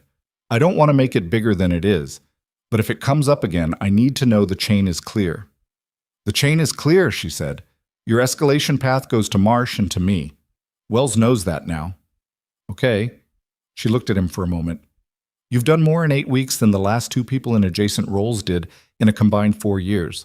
I want you to know I see that." He didn't know exactly what to do with this, so he said, "I'm just fixing what's in front of me." "That's all it ever is," she said. "Most people step over the things in front of them." She stood, picked up her bag. "The plant is a nice touch. My daughter chose it. Smart kid."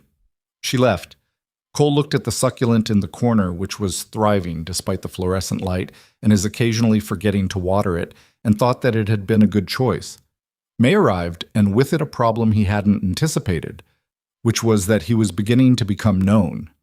Not famous, nothing like that, but known in the way that people become known when they consistently solve problems that other people had given up on. His name passed between people in the way useful names get passed, quietly, specifically, from one person to another who needs what they have. Which meant the volume of people coming to him increased, which meant the volume of problems increased, which meant he was regularly staying past 6 and sometimes past 7:30, and on 2 occasions past 9, which meant he was getting home after Maya was asleep and missing dinner and feeling, on those nights, the particular guilt that parents who work too hard feel when they look at a closed bedroom door. He sat with that guilt honestly, rather than arguing himself out of it. He was doing something important. It was also true that his daughter was 7 years old and he was missing things. Both of those facts were real at the same time, and he didn't think pretending otherwise was honesty. He adjusted. Not perfectly. He was never going to do this perfectly, but he moved his earliest arrival earlier and his departure earlier, handled as much as he could front-loaded in the day, and instituted a rule for himself that he told no one about. He would be home by 6:30, 3 days a week, no exceptions, regardless of what was unfinished. The unfinished things would wait until the next day. Maya would not be 7 years old again. It was imperfect, and he knew it, and he kept doing it. On one of those evenings, a Wednesday in late May, he came home at 6:15 and found Maya at the kitchen table doing homework, and Mrs. Pacheco in the kitchen making what appeared to be a significant quantity of soup. "Why is Mrs. Pacheco making soup?" he asked Maya quietly. "She said she made too much again," Maya said, without looking up from her homework. "She makes too much every week." "I know," Maya said. "She thinks we don't notice."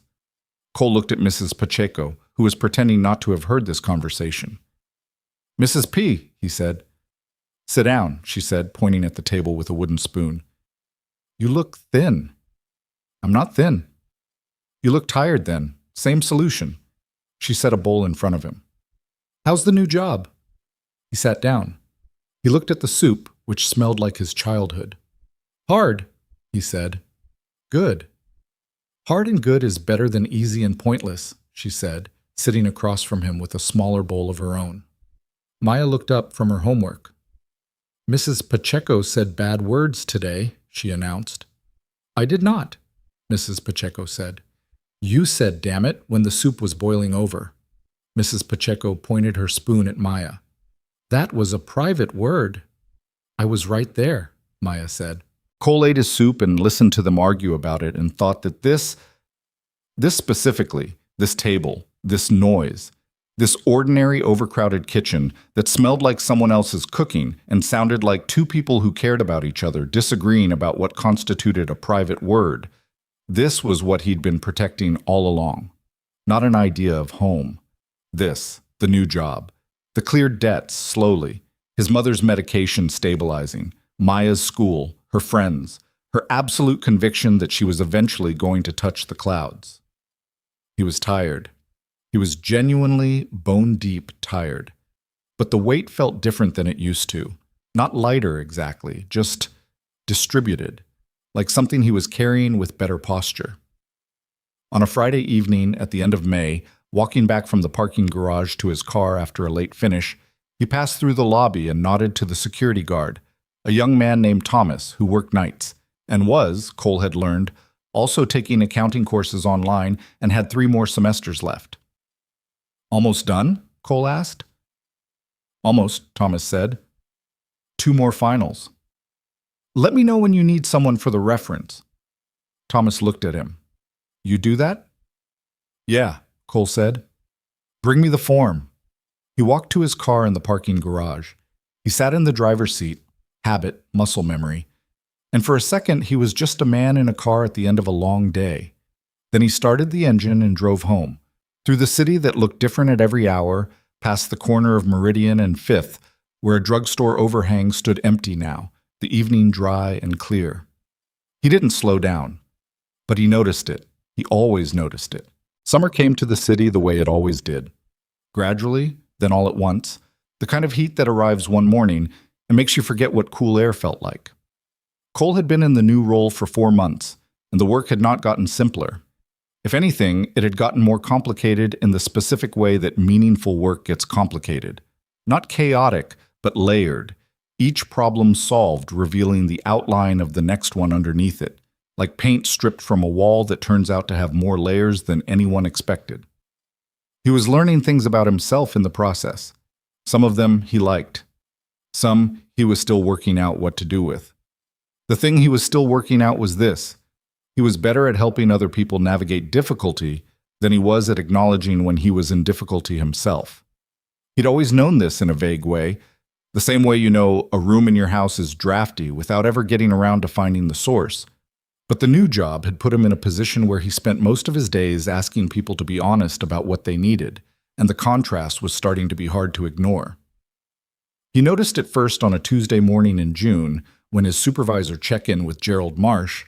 They'd moved to bi-weekly, which meant Marsh was comfortable, which meant Cole was delivering, turned into a longer conversation than either of them had planned for.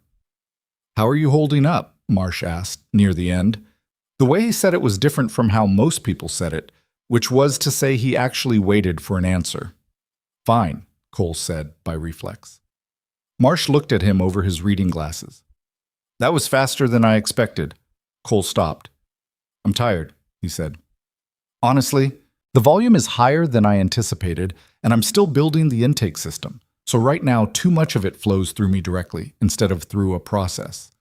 I'm working on fixing that, but until it's fixed, it means long days. Do you need another hire? Cole had been thinking about this. Maybe. Someone with an HR background who can handle the formal documentation side. That would free me up for the things that actually need judgment. Marsh made a note. Send me a job description. I'll get it approved. That was it.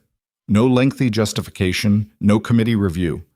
He'd asked for what he needed, and it had happened in approximately 45 seconds, which was the part of the new job Cole still sometimes forgot was real. That he had the standing to ask for things and expect them to actually be considered. He sent the job description that afternoon. The hire, when she came, was a woman named Janet Osei, 37, who had 10 years in corporate HR and had left her previous company after the culture had, in her words, decided that policies existed to protect the company from employees rather than the other way around. She had a direct manner and a very fast mind, and on her third day she looked at Cole's intake tracking system, which he'd built in a spreadsheet, because nobody had set up anything better, and said without cruelty, "This is going to break in about 3 weeks." "I know," Cole said. "I can fix it." "I was hoping you'd say that." She fixed it. Over the following 2 weeks, she built an actual intake system, a proper one, with tracking and routing and a dashboard Cole could look at in the morning to see where things stood.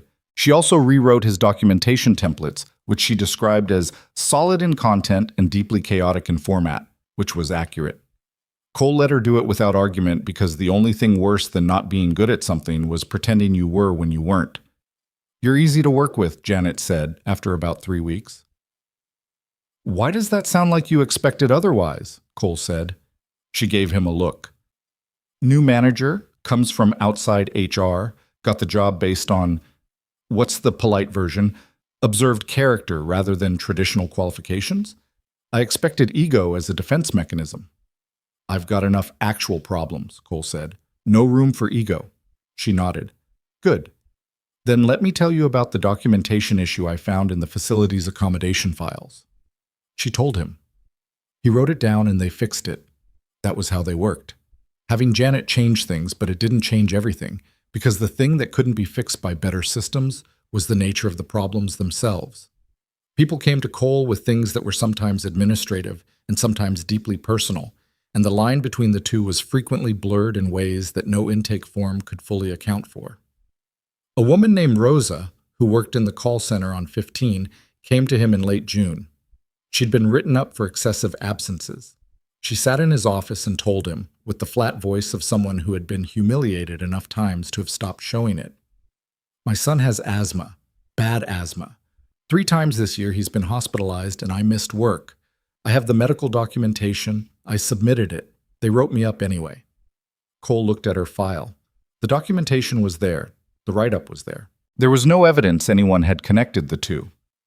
"Was anyone in HR aware of the documentation when the write-up was issued?" he asked. "I have an email where I told my supervisor," she said. "He said he'd look into it. Then I got the write-up." Cole read the email. "Okay," he said. "I need a week on this."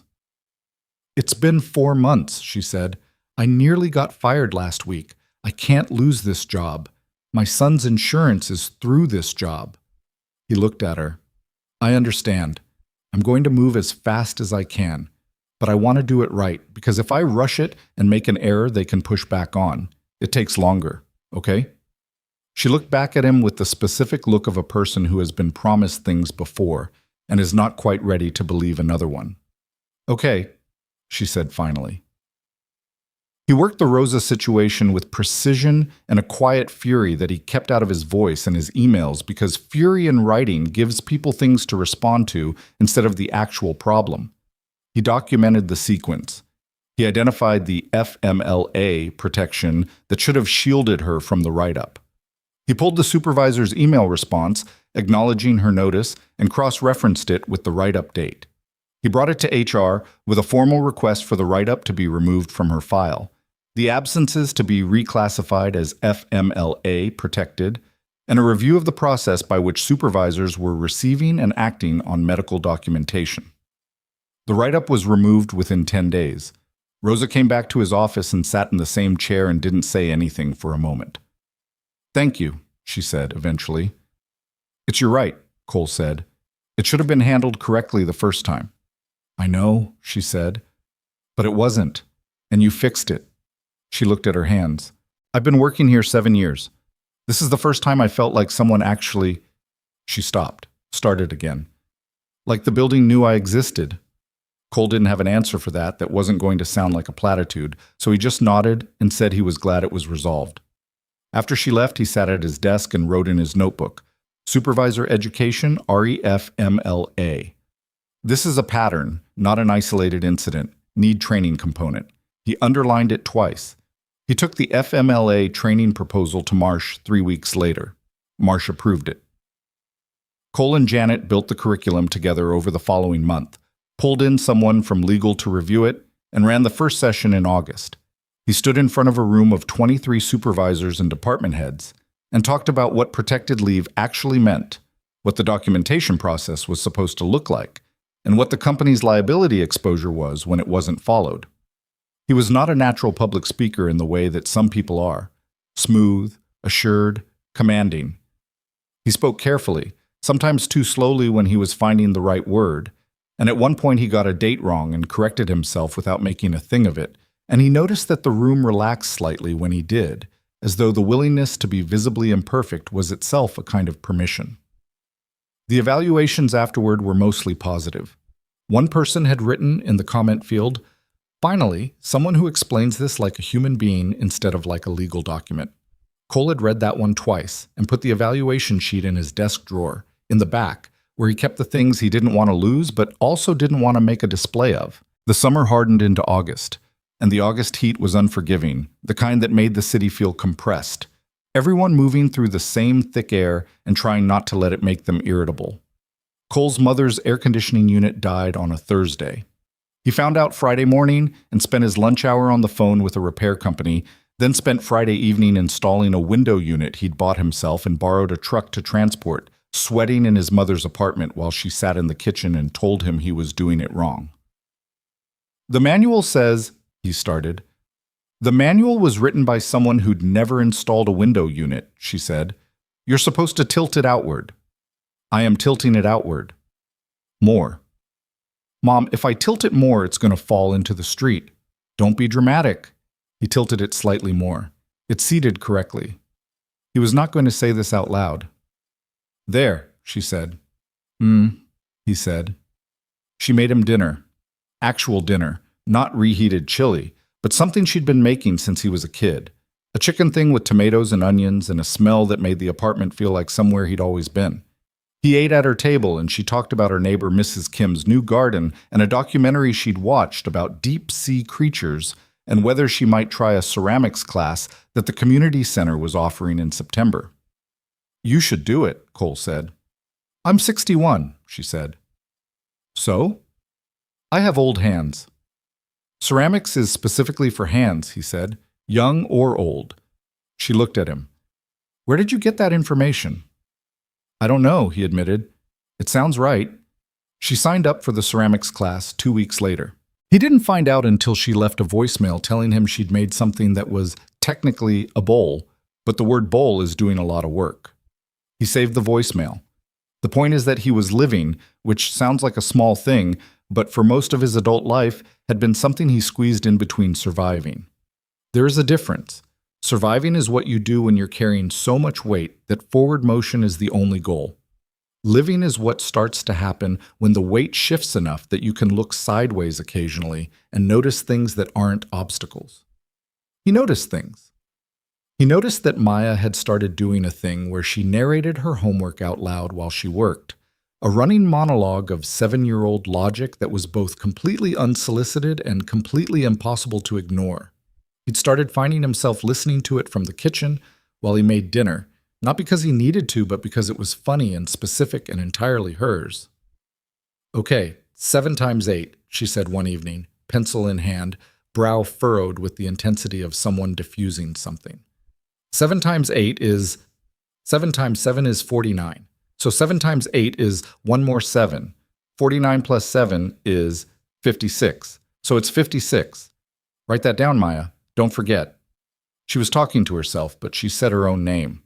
Cole, in the kitchen, covered his mouth so she wouldn't hear him laugh.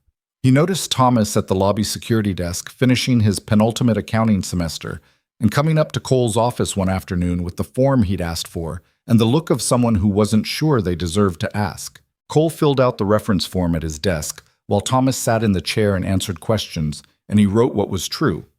That Thomas showed up, paid attention, was methodical, was honest, and had done this while also working nights.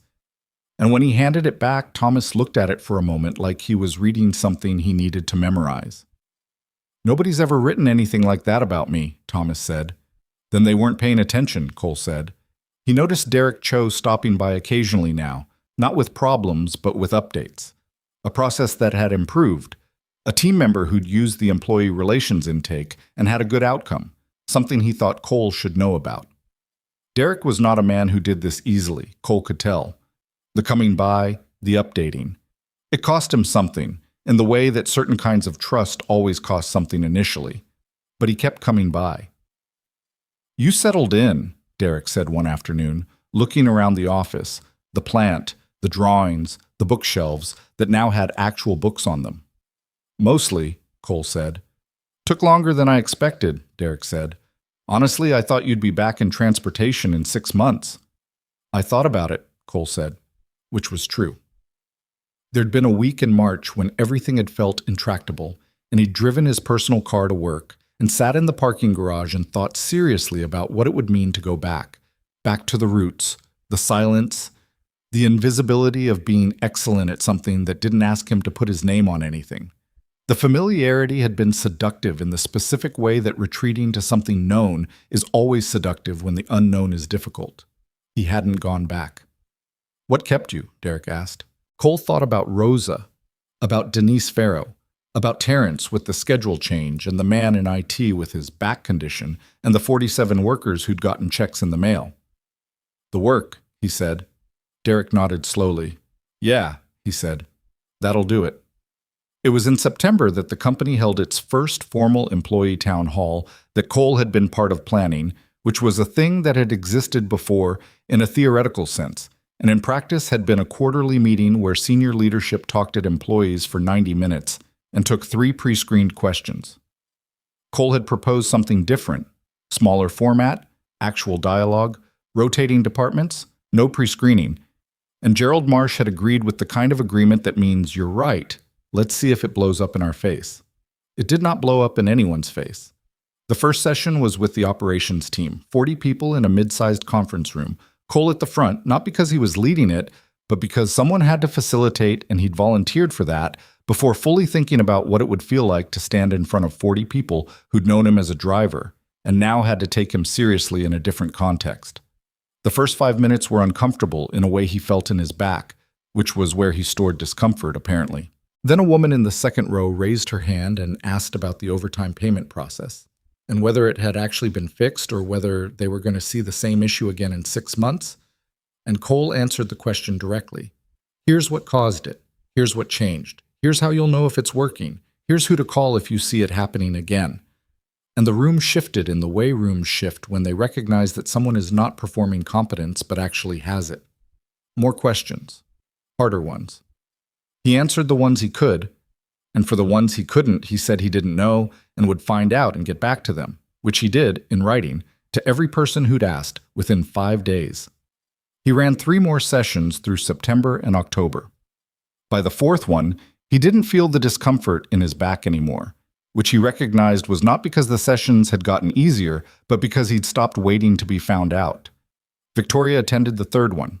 She sat in the back, which was not a place CEOs or billionaires typically sat, which was, he had come to understand, a deliberate thing about her.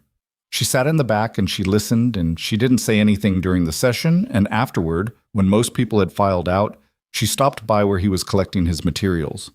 "You're good at this," she said. "I'm getting better at it," he said. "That's not false modesty, is it?" "No," he said. "I genuinely wasn't comfortable 3 months ago. Now I am. I'd rather track the actual improvement than pretend I started here. She looked at him. Most people in your position would let me think they'd been doing this all along. Most people in my position probably have, he said. I drove a car for a living. You know where I started? She was quiet for a second. I do, she said. I also know where you are now. There was something in the way she said it. Not complimentary, not performed, just observational in the way she said most things, as a fact she'd arrived at by paying attention. He found himself less sure in that moment about where the professional lines were, and more sure that being uncertain about them was the honest position. Can I ask you something? He said. She waited. The night with the homeless man, the one on Meridian and 5th. He'd thought about whether to ever mention this directly, and had decided standing here that he wanted to. Why did you do it the way you did? No phone out? No anything? She looked at him steadily. Why would I have my phone out? A lot of people do, he said. It's not a judgment. I'm asking about you. She was quiet for a moment. My father used to say that the moment you do something good, because you want people to see you doing it, you've changed the thing into something about you. She picked up her bag. That man didn't need to be my content. He needed what I had in my wallet. Cole nodded. Why do you ask? She said. Because it was the thing I saw, he said. The first thing I saw from you, before any of this.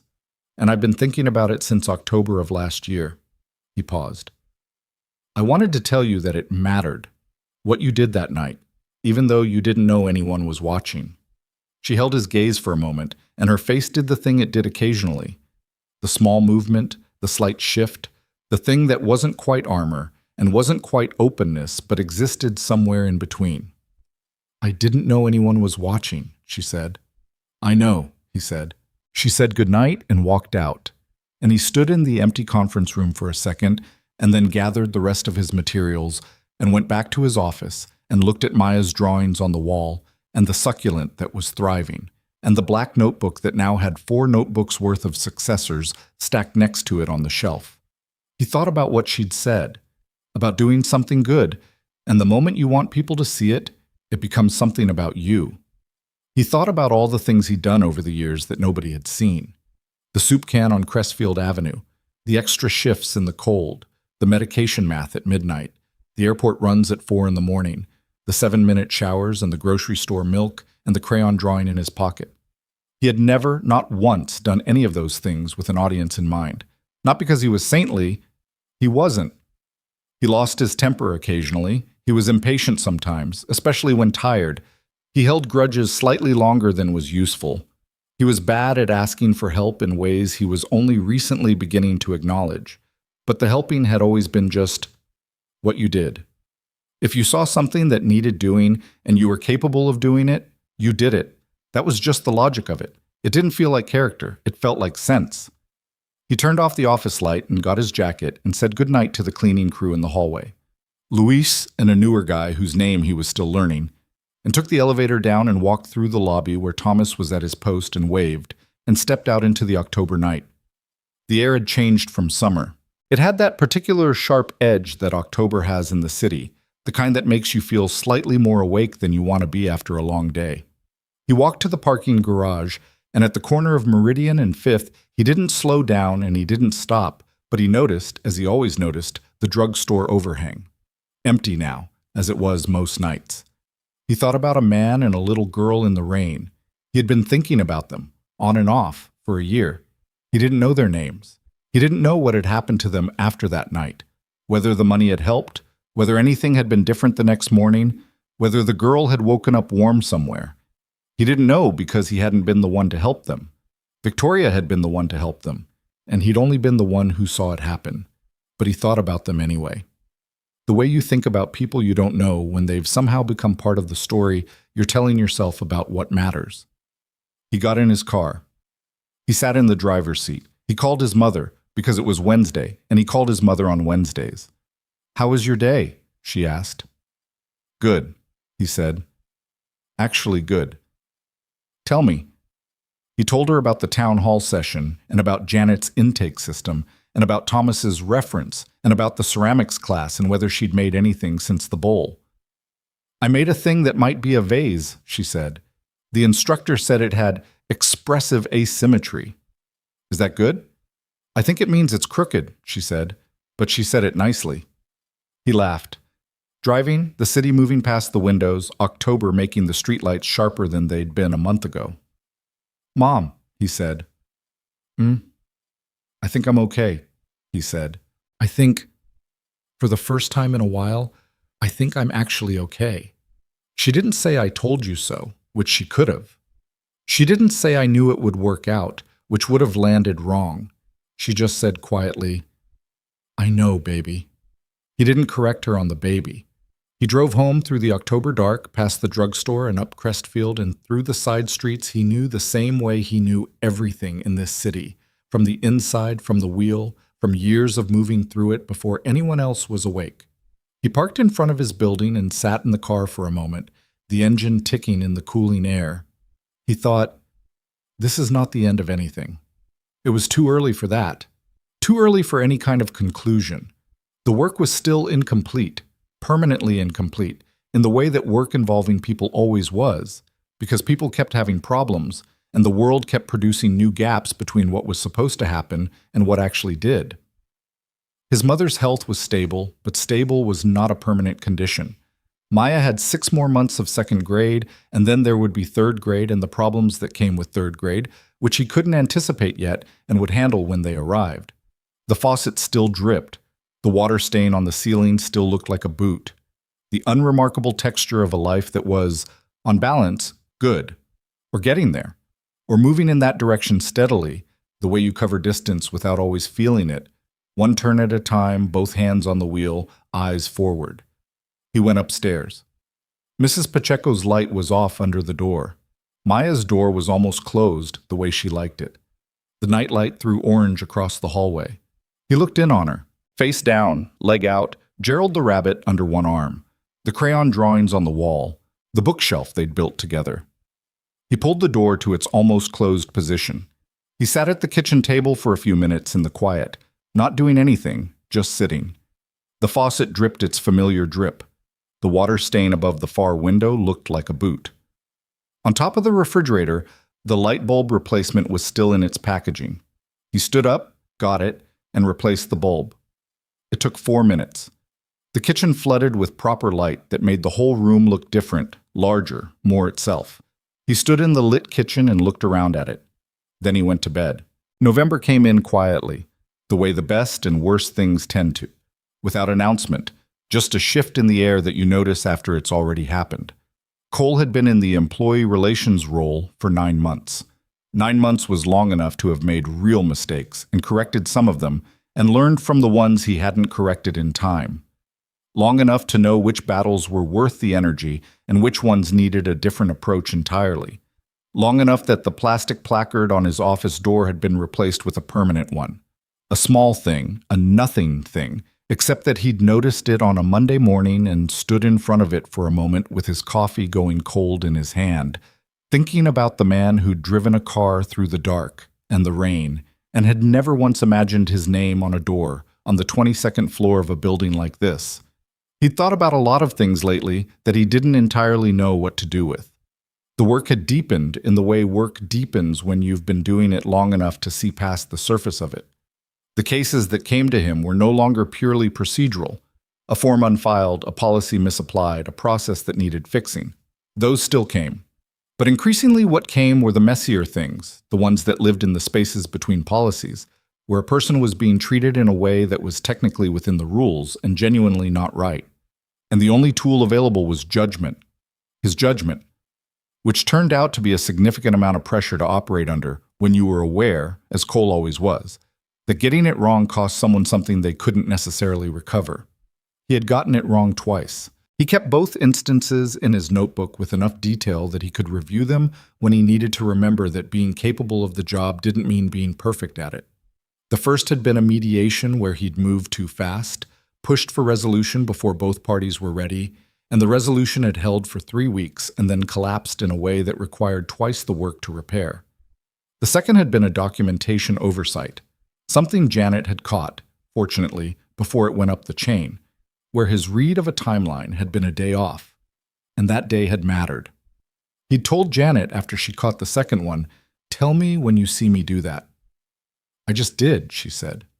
"No, I mean, make it a pattern. If you see me rush or miss something, tell me directly. Don't soften it." She'd looked at him with the particular expression she had when she was reassessing something. "Most people don't ask for that." "I know," he said. "I'm asking." She'd nodded, and she did, periodically, matter-of-factly, without drama, and he received it the way he'd asked her to give it, which was without defense, which was harder than it sounded, and which he was still practicing. What the 9 months had given him, most of all, was a specific and unglamorous understanding of how change actually worked inside a large organization. It did not work the way the motivational language around it suggested. It did not cascade or ripple or spread like something beautiful moving outward from a center. It worked the way water works on stone. Slowly, through repetition, through pressure applied in the same place, consistently, over a period of time that requires more patience than most people are willing to sustain. He had the patience. He didn't know where it had come from. His mother, probably, and the years of driving through the early mornings when the city was empty and time moved differently, but he had it. It was maybe the thing he was most grateful for, in an unshowy, practical way. It was on a Thursday evening in early November, the sky outside his window the particular purple-gray that comes right before dark, that Victoria knocked on his open office door. This was not unusual anymore. She came by occasionally, always without scheduling it in advance, which he'd come to understand was not disorganization but preference. She moved through the building the way she moved through most things, on her own terms and schedule, and the people who worked well with her had learned to be available to that rather than thrown by it. But she looked different tonight. Not visibly, not in any way he could have pointed to. Same composed bearing, same dark coat, same precise manner. But something was sitting differently on her, and he noticed it the way he noticed most things, quietly and without making a production of noticing. "I have a ride request," she said. He looked up. "I'm not a driver anymore." "I know." She paused. "I'm asking anyway. One last one. Tonight." He looked at her for a moment. Then he closed his notebook. "Let me get my jacket." She waited in the hallway while he shut down his computer and gathered his things. They took the elevator down together without talking, which they'd always been good at. In the lobby, Thomas looked up from the security desk and nodded at Cole, then did a slight double-take at who he was walking out with. Cole didn't acknowledge it. Outside, the November air was sharp and carried the first real suggestion of winter in it. Not bitter yet, but warning. Victoria's car was at the curb, but she walked past it, which confused him until she turned and said, "Your car, if that's all right." His car was the personal one, the one he drove to and from work. A 6-year-old gray Honda Civic with a cracked phone mount and Maya's old car seat still occupying half the back seat because he'd never gotten around to removing it, and at some point it had become furniture. He looked at it, and then at her. "It's not exactly what you're used to," he said. "I know what I'm asking," she said. He unlocked it. She got in the passenger side without comment, moving a water bottle and a folder of Maya's school papers that had been sitting on the seat. She held the folder for a second, looking at the cover, which Maya had decorated with stickers of various animals in states of apparent celebration. "Her artwork has evolved," Victoria said. "The proportions are still expressive," Cole said. Something close to a real smile. She set the folder on her lap and looked forward, and he pulled out into the evening traffic. For 2 blocks, nothing. Then she said, "Drive to the harbor, waterfront, wherever there's somewhere to park." He didn't ask why. He drove. The waterfront at this hour on a weeknight was not crowded. A few people walking dogs, a couple near the railing looking at the water, the lights of the opposite shore making long, pale reflections on the surface of the river. He found parking without difficulty, which in this city was either luck or a sign of something, and they sat for a moment with the engine off before she spoke. "The man from the drugstore overhang," she said. He went still. "His name is Marcus Webb," she said. "He's 38. His daughter's name is Lily. She's 6 now. She was 5 when we saw them." She was looking out at the water, her hands in her lap. "After that night, I gave him a card for one of my foundation's programs, a transitional employment initiative, one of the smaller ones, honestly. I didn't know if he'd call. A lot of people don't call. He called, Cole said. He called, she said. 11 days later. It took 11 days, which I found out later was how long it took him to convince himself it wasn't some kind of mistake or joke. She paused. He went through the program. It took 7 months. He had a background in electrical work, had lost his contractor's license when he fell behind on the renewal fees during a period of... She stopped, recalibrated. During a period when he was dealing with a lot at once, the program helped him get it reinstated. He's been employed for 8 months, has an apartment in the West Side. She turned to look at Cole. Lily is in first grade. The harbor water moved. A light somewhere across the water blinked on and off at its own rhythm. Why are you telling me tonight? Cole asked. Because I found out last week, she said. The program coordinator sent me an update. They do that occasionally for cases where the founder was directly involved. She looked back at the water. And because I've been trying to figure out how to say it to you since I read it, and I kept finding reasons not to. Why would you not? Because telling you feels like... She paused. Like making it into something for us, when it was about them. He sat with that for a moment. That's not how it works, he said. Knowing the outcome doesn't take anything away from them. It's information. It's good information. I know that, she said, intellectually. But she turned to look at him again, and he was struck, not for the first time but more directly than before, by how contained she usually was and how the containment occasionally showed its seams, not dramatically, but in the way all structures show stress in small places when you know where to look. I'm not used to caring about the outcome, she said. I fund programs. I review reports. I look at numbers and metrics and impact assessments. I don't usually... She stopped. I looked at that photo the coordinator sent, of Marcus and Lily at his new workplace, and I had to put my phone down for a minute. Cole looked at her. Victoria. I'm fine, she said. The way people say it when they're fine, but the fine is something they arrived at through some effort. I know, he said. I wasn't going to say otherwise. She looked back at the water.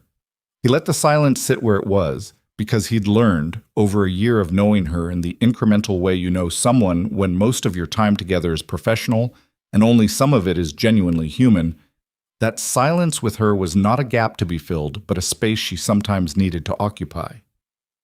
There's more, she said after a while. Tell me. She told him. The program that Marcus had gone through, the transitional employment one, had, in the 8 months since Cole had started his role at Meridian, received 11 referrals from Meridian employees. Not from Cole directly, not from any formal channel he'd set up, but from employees who'd heard about the program through the internal resource guides he'd built and distributed, who'd passed the information to people in their lives outside the company. 11 people, none of them Meridian employees themselves, who had accessed a program they found out about because someone at Meridian had a flyer or a link or a memory of something they'd seen in a break room or a bathroom stall. Cole stared at the water. The program coordinator wanted me to know, Victoria said. She said the referral pattern was unusual. They normally rely on direct community outreach. They don't usually get employee chain referrals from a single company. The bathroom stall idea, Cole said, more to himself than to her. The bathroom stall idea, she confirmed. He thought about that for a moment. The information in private places, for people making quiet decisions, which had been the logic of it, simple and practical. And then he thought about the way things move, not in clean lines, but sideways and outward, the way water moves when you drop something into it, the first ring, and then the next and the next, each one wider than the person who caused them could track. I didn't know that would happen, he said. I know, she said. That's what makes it real. He sat back in the driver's seat and looked out at the harbor. A single boat moved on the water, far out, its light steady and small. He thought about standing in his kitchen at 11 at night doing medication math. He thought about the crayon drawing in his jacket pocket. Not the same one, that one was framed now on Maya's wall, but another one she'd put there last week, a drawing of what appeared to be a very round horse. He thought about his mother's ceramics class and the bowl with the expressive asymmetry. He thought about Derek Cho stopping by the office and Thomas's reference form and Denise Farrow's face when she'd come back to tell him the benefits issue was fixed. He thought about a man named Marcus Webb who'd taken 11 days to convince himself to make a phone call, and a little girl named Lily who was in first grade now. "Thank you," he said, "for telling me." "Thank you," she said, "for being worth telling." They sat for a while, not speaking, not performing the not speaking, just two people at the harbor in November, the water moving, the lights reflected, the cold starting to seep through the window glass in the way cold does when you've been still too long. "Can I ask you something?" Cole said. "You can always ask," she said, which was as close to yes as Victoria Hale generally got in advance. "The job," he said. "The offer. You didn't do that because you felt sorry for me." "No," she said. "And you didn't do it because it was a useful story, a driver who turned into a whatever I am now." "No," she said again. "Though it is a useful story, I just didn't do it for that reason." "Why did you do it?" She was quiet for long enough that he thought she might not answer. Then she said, "Because I've spent most of my professional life in rooms where the people have everything except the thing you actually need to trust them. The judgment, the credentials, the confidence, all there. The actual care for the people around them," she paused, "not there. Or not reliably, or present in a form that turns off when it's not convenient." She looked at him. "And then I get in the back of a car, and there's a man who knows the name of the parking garage attendant's daughter, who catches a can of soup for a stranger and doesn't think it's worth mentioning, who cries once, maybe, in the car when he thinks no one can tell, and then just keeps going." She stopped. "I did it because that's rarer than it should be, and because wasting that on a route schedule seemed like the worst kind of organizational failure." Cole was quiet. "Also," she said, with a slight dryness that was her version of humor, "you took the corner at Harborview on the night of the gala in a way that saved about 4 minutes without going over any speed limit, and I've always respected competence." He almost laughed. "That's a strange thing to notice." "I notice things," she said. "I know," he said. "That's actually the thing I noticed about you, before anything else, that you noticed things and didn't make a performance of it." She looked at him for a moment. In the darkness of the car, with the harbor light coming through the windshield, she looked, briefly, like someone who wasn't running anything, which was not a quality he saw in her very often, and which he understood was something she probably didn't give easily. "We're the same in that way," she said. "Maybe," he said. "Not maybe," she said, with a certainty that didn't leave room for argument. He didn't argue. After a while she said she should get back, that she had an early start, and he drove her back to the Meridian building, and she got out, and he came around to hold the door out of 12 months of muscle memory, and she stood on the sidewalk in November and looked at him. "The program," she said, "Marcus's program. I'm expanding it, tripling the budget. I want it accessible across the city, not just the 2 neighborhoods it's currently operating in." She paused. "I'd like the internal resource guide updated to reflect the expanded footprint, and I'd like your office formally listed as a referral partner." He looked at her. "When do you need the update?" "End of the month." "Done," he said. She nodded. "Good night, Cole." "Good night, Victoria," he said. She walked into the building. He stood on the sidewalk for a moment in the November air, and then he drove home. What happened over the following months was not a dramatic conclusion. It was something harder to write and harder to explain, which is probably why most stories don't bother with it. The slow, uncinematic work of things actually getting better. Janet hired a coordinator to help with the intake volume. Cole finally, definitively, got the policy rewrite on shift change requests approved and implemented, which resolved a class of complaint he'd been seeing consistently for 8 months. Stuart Wells was, in January, restructured into a different role that did not overlap with employee relations, a development Cole did not celebrate and did not mourn, simply accepted with the pragmatism of a man who had long since made peace with the fact that institutional progress is frequently accompanied by institutional messiness. He ran 6 town hall sessions over the year. By the 6th one, he had a waiting list. His mother completed her ceramics class, produced what the instructor diplomatically called a body of work with a distinctive organic sensibility, and enrolled in a second session in the spring. Her medication situation stabilized through a combination of the manufacturer assistance program Cole had found and a generic alternative that Ed the pharmacist had identified and that her doctor had agreed was therapeutically equivalent. The cost came down to $84 a month, which was not nothing but was manageable, especially now. The faucet got fixed, finally, by a plumber Cole found through Terrence in facilities who said his cousin was reliable and reasonably priced. The plumber was both. He also noticed the water stain on the ceiling and told Cole it was old and dry and structurally irrelevant. Just a stain, nothing behind it. Cole thanked him and did not call the landlord. The stain was still there. He'd made his peace with it. Thomas passed his final accounting exam in March, received his certification in April, and accepted a position at a mid-sized accounting firm in May. On his last night at the lobby desk, he stopped Cole on his way out and said, "I want you to know I wouldn't have applied if you hadn't said you'd give me a reference." "Why not?" Cole said. "Because I didn't think I was the kind of person who asked for things like that." Cole looked at him. "You are," he said. "You just needed someone to act like it first." Thomas shook his hand. It was a real handshake, the kind with both hands involved, which Cole almost said something about and then decided didn't need a comment. Maya turned 8 in April. She had a birthday party at the community center with 11 kids, 2 of whom she'd met at after school, 3 from her class, and the rest a combination of neighbors and kids from the ceramics class's Family and Friends exhibition that Dora had organized in March. Cole made the cake himself, chocolate from a box, but with actual buttercream frosting he'd made from scratch after watching a video at midnight, because Maya had specified buttercream with an attention to detail that suggested she'd been planning this for some time. The frosting was imperfect in the way homemade frosting is always imperfect, slightly uneven, a little too sweet, the rosettes around the edge looking less like rosettes and more like enthusiastic gestures in the direction of rosettes. Maya loved it completely. "Did you make this?"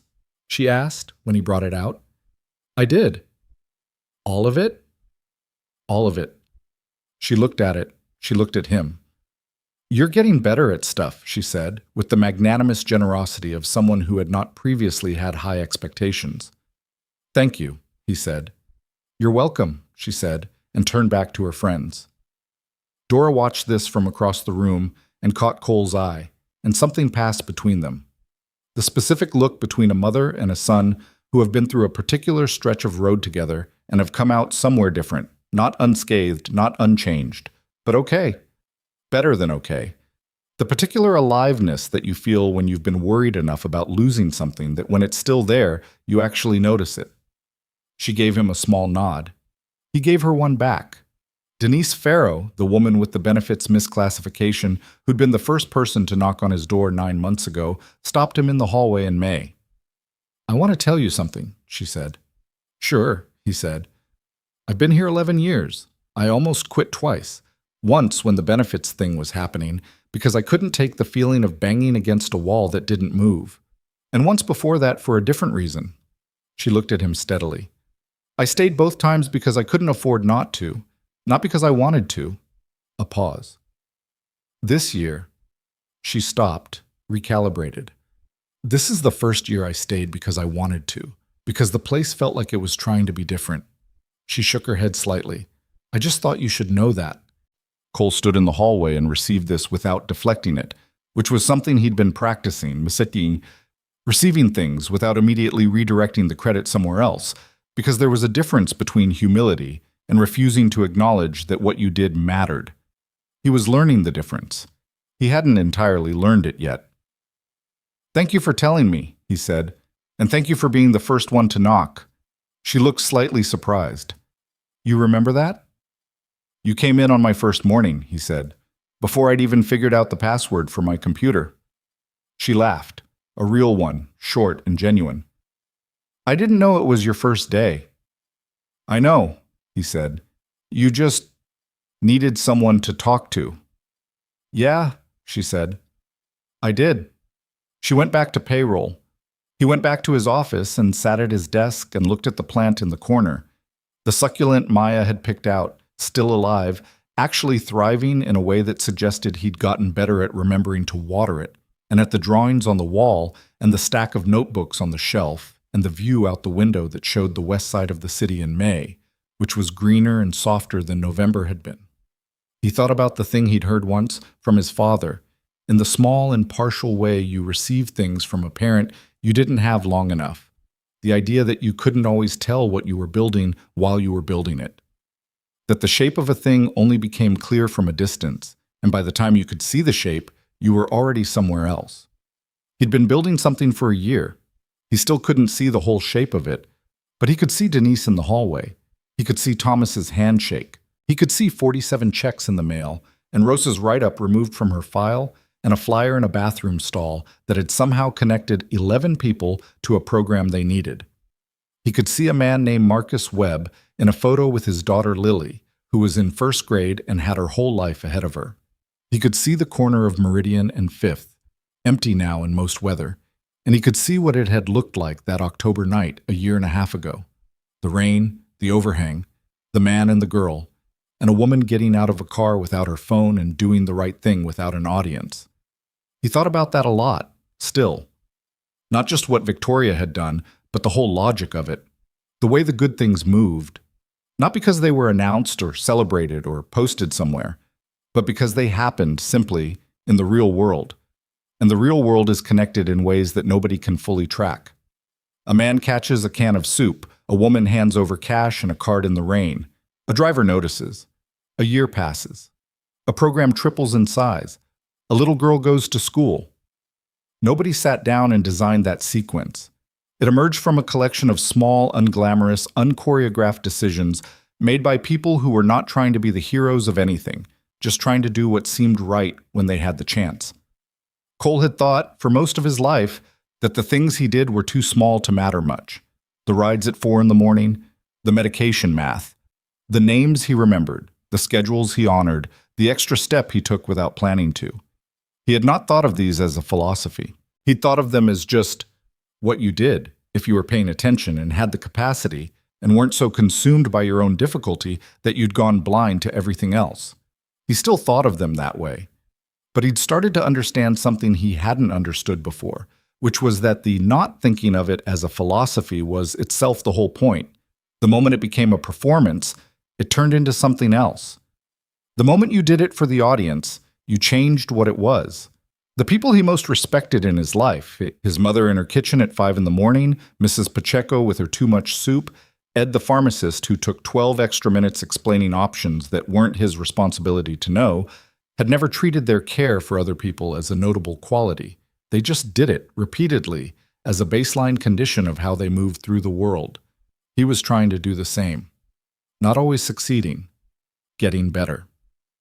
One Friday afternoon in June, a year and 1 month after he'd sat outside the conference room with his name on a list, waiting for a door to open, Victoria came by his office one last time that day. She didn't knock. She stood in the doorway and looked at the office and at him and said, "I need you to know something." He looked up. "Okay." "The employee engagement survey came back," she said. "Company-wide. I've been doing them for 4 years, and the number I track most closely is whether employees feel like they exist to the leadership, whether they feel seen." She paused. "It went up 21 points this year." He looked at her. 21 points, she said again, is not incremental, that's a shift." He didn't know what to say, so he said, "It's not just this office. It's the town halls, the training sessions, Janet's systems, the—" "Cole," she said. "Yeah. Accept the number." He stopped. He breathed. 21 points, he said. 21 points, she said. In 1 year. From the 22nd floor. She left without ceremony. He sat with the number for a while, not because it resolved anything. The work wasn't done, would never be done. That was the nature of it. But because sometimes the numbers told you something that was worth sitting with. 21 points.